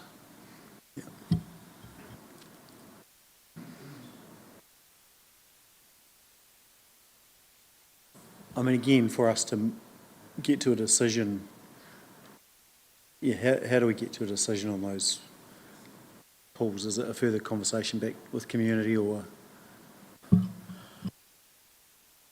First port of call is to go up to somewhere like Methven and understand exactly how it runs. Exactly how it runs. You're wanting a pool day? And what do they see as, you know, some of the pros and cons of what they're doing? Because you've got to go with your eyes open. I guess there's two questions though. There's one about community operation of pools, and the other is, are we going to fund 600K for the Pleasant Point pool? Because we get caught in these things we don't do, and then we're forced to do something. We actually have to have a sensible conversation about a capital spend and return for the number of people swimming out there. Because... But it goes hand in glove, because if we put in the capital, then we're going to be, you'd want to be operating it for the length of the capital input, and then you've got to make that decision as, are we prepared to do that, or do we want the community to run it? And if your community's going, so you've got to understand, is the community up for it? Do they want to? Because it could be the community go, nah, close it. They might say it. So Where are they getting the 600K from? But again, that's where the bullet, that's where the first port of call was, do they want to run it or not? I think the 600K is the next decision is, are you going to put it on or not? Because what I'm trying to say is if the community says we're not going to run it, then the decision is, are we going to keep running it at X rates, or are we going to close it as well? There's a tiered model, isn't there? There's a cheapest model is close it.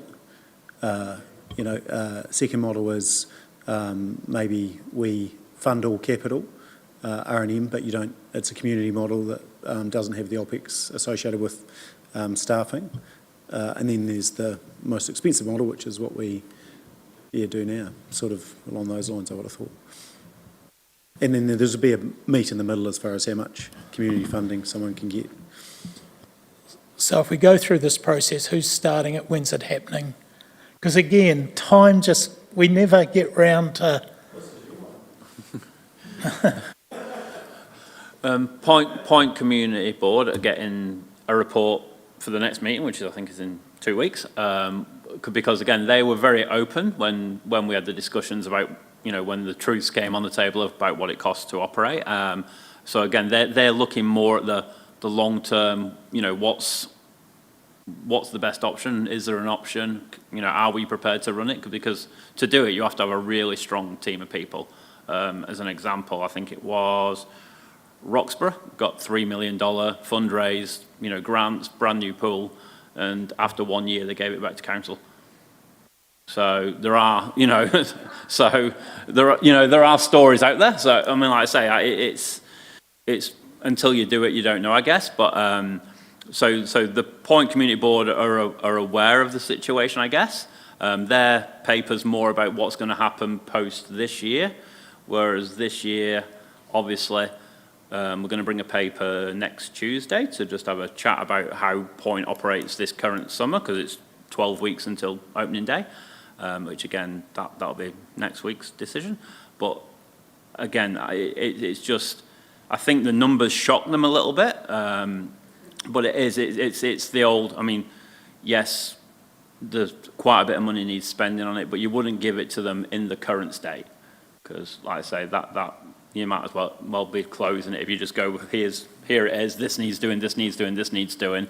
So I doubt they'd want to take it off. Whereas, for example, Temuka Pool probably needs $40,000 spending on it. It's got one old heat pump that needs replacing in the next few years. Other than that, it got a full upgrade in 2020. And Geraldine seems pretty fit to go, and it's already getting a new pool line in, which then would last another 15, 20 years.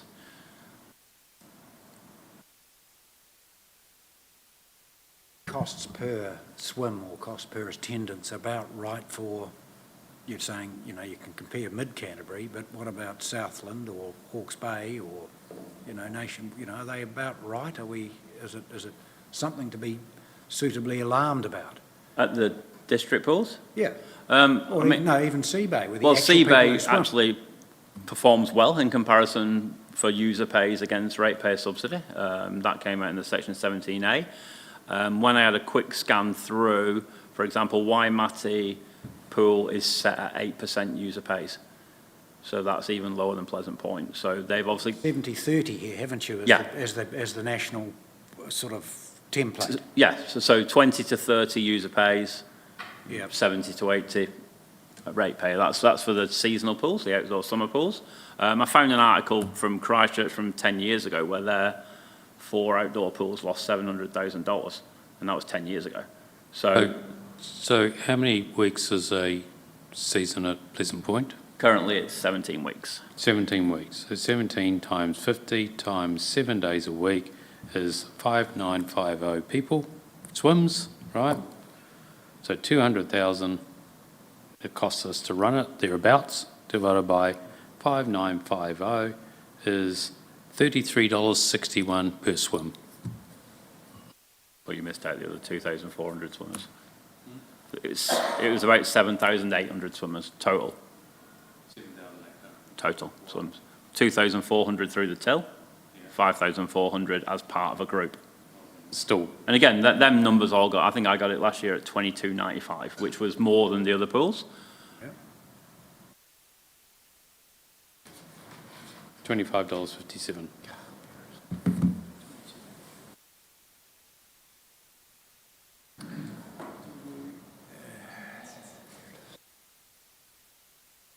Is it a little bit? My way.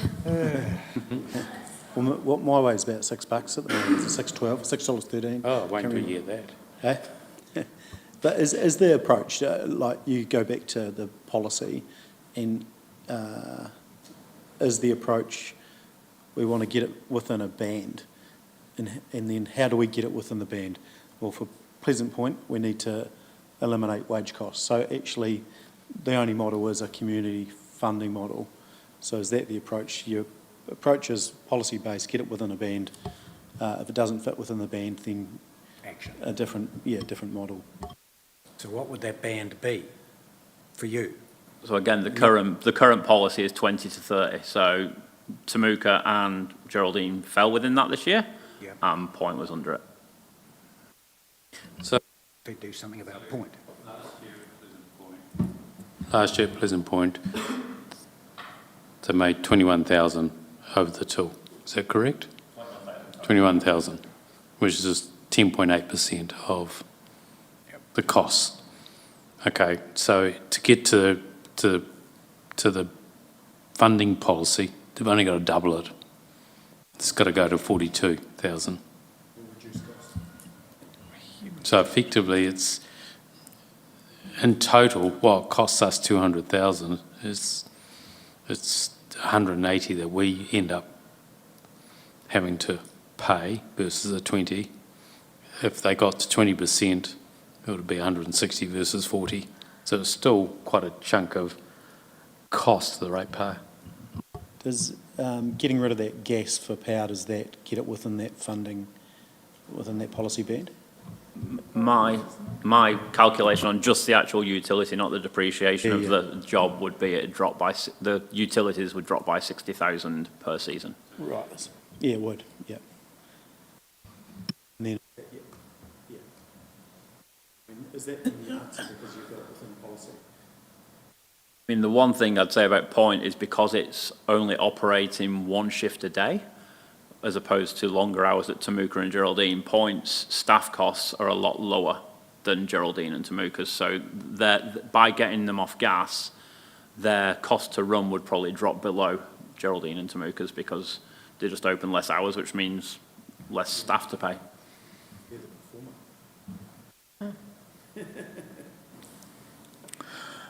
I guess, though, we talk about pools, we talk about community halls, they're all adding to the cost if they're not being used at a certain level. And those numbers exclude the 600K that's not budgeted for, that we have to find to fix it.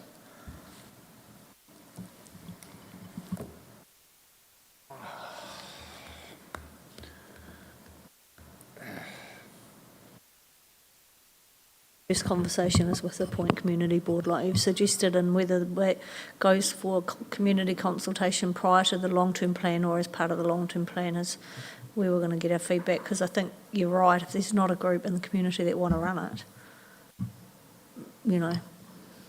And it's got to be more than a group than someone's parent, because their kids hit 16, stop swimming, pull out. There's got to be to Mike's point, you don't want a Roxborough where you spend all the money and next year it's handed back. So if we spend the money, we depreciate, do that business case, add that to the operating expenditure, you've got improved efficiencies. At that point, if it meets the policy threshold, then is that job done? It could be, but you don't know. You've got to spend the money to find out. You are going to be. You don't know what the numbers are that are going to attend. I mean, Well, you do. You've got the historic numbers. We're only going on historic numbers. So effectively, the business case needs to be done to you. What's happening in the interim? Are we running it this summer? Well, that's coming on Tuesday.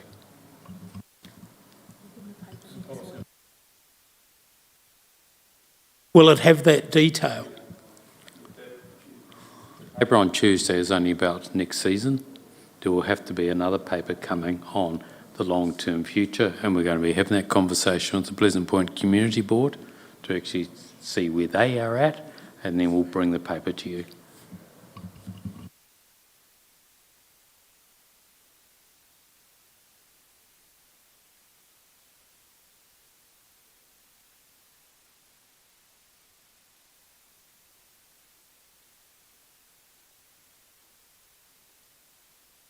Well, I think the challenge with this is everything we do receives a subsidy, and you do all that work and you get within a band. Then your next question is levels of service and which ones are you picking and But surely, as a council, we should say there's 3 pools within 15k. Yeah, and that might be part of the policy. And that needs changing. It's the same with the number of playgrounds we've got. We're not going to replace them all because of the cost of where they are. So there's going to be some winners and losers. Or are we going to keep all the playgrounds where they are? No, I agree that needs to be changed as well. Yep.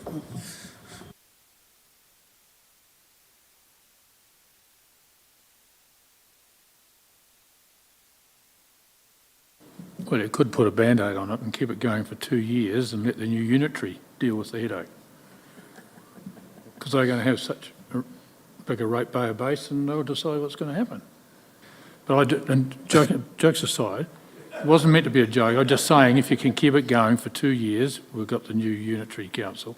The other thing I liked before was a suggestion of going to a successfully run community pool and find out how they do it. Because I think, wouldn't you have that information before you talk to Pleasant Point community? Go there with some examples, an example or two for them, so that helps them to make the decision where they want to go. I've attempted to track down people from the Hines Reserve Board and people from Raikaya, and it's proven nigh on impossible. I got some information out of the lady at Ashburton District Council, but tracking down the actual people that run these pools has not proved easy, and obviously it's the wrong time of year to just go and rock up and have the conversation because they're all closed at the moment. But yeah, 100% like I say, that there were different models for different areas. So like I say, but I know it definitely relies on a really strong committee would be the first starting point, and a lot of fundraising and a lot of applications for grants. I'll talk to Liz actually because she started on the Methven Community Board, so she might have a bit of an idea. We'll see if we can't help get some information, yeah, but I acknowledge it would be hard.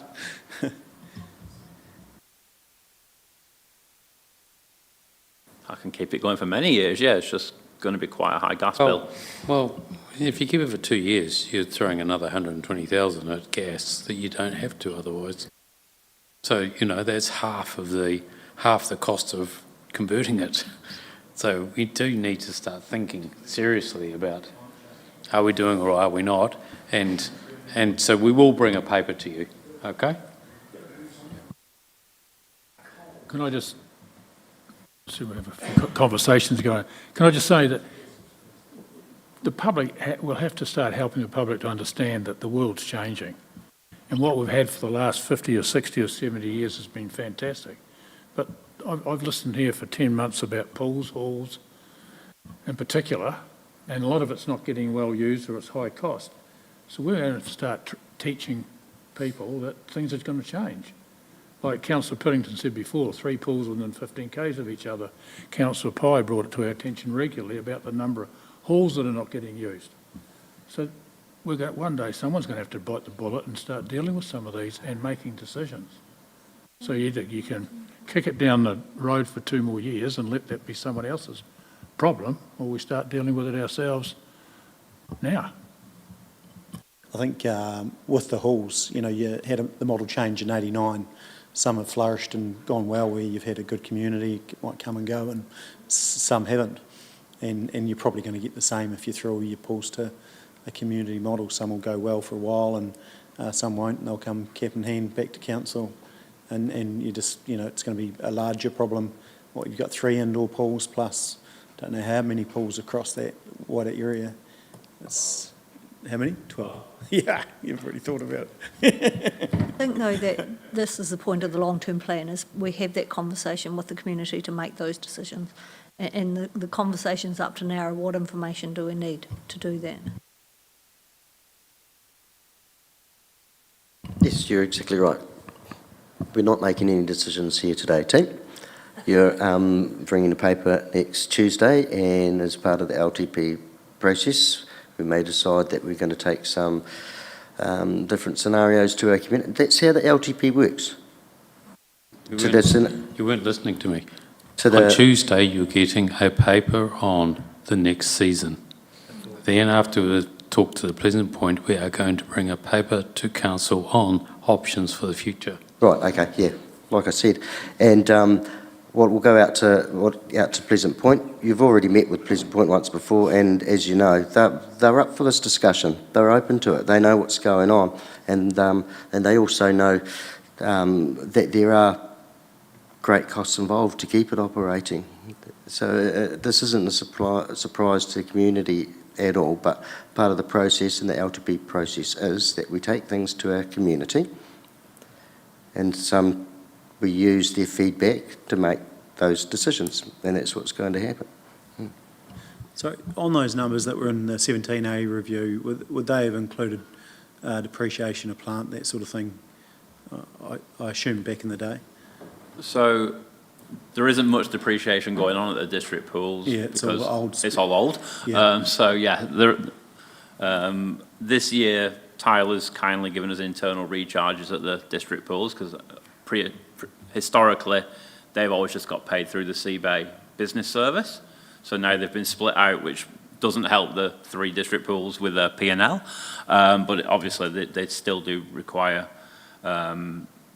if something's new, depreciation. The only pool that's really got depreciation is Temuka, because of the new plant in 2020. That's right. I mean, my point is really just let's have a look at the numbers again. If it meets policy, it meets policy. If we want to change policy, then time to do that is through this process as well. Do you know what's actually going to happen this summer is that we're going to have this super El Nino, and Temuka and Pleasant Point will go through the roof, and Seabay will suffer. They'll want to come outside to our pools. It does happen. It definitely happens. If it's 30 degrees, everyone in Point turns up.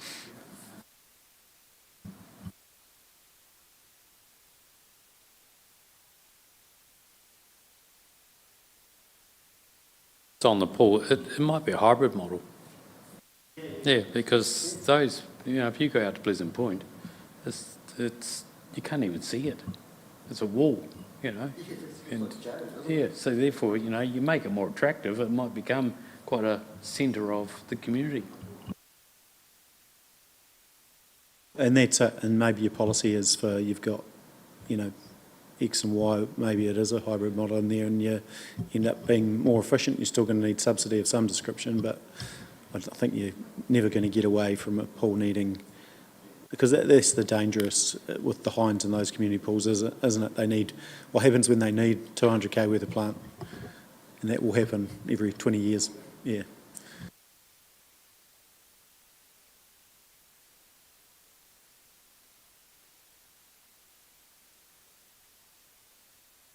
Awesome. Thanks, Mike. No more questions for Mike? I think we're all good.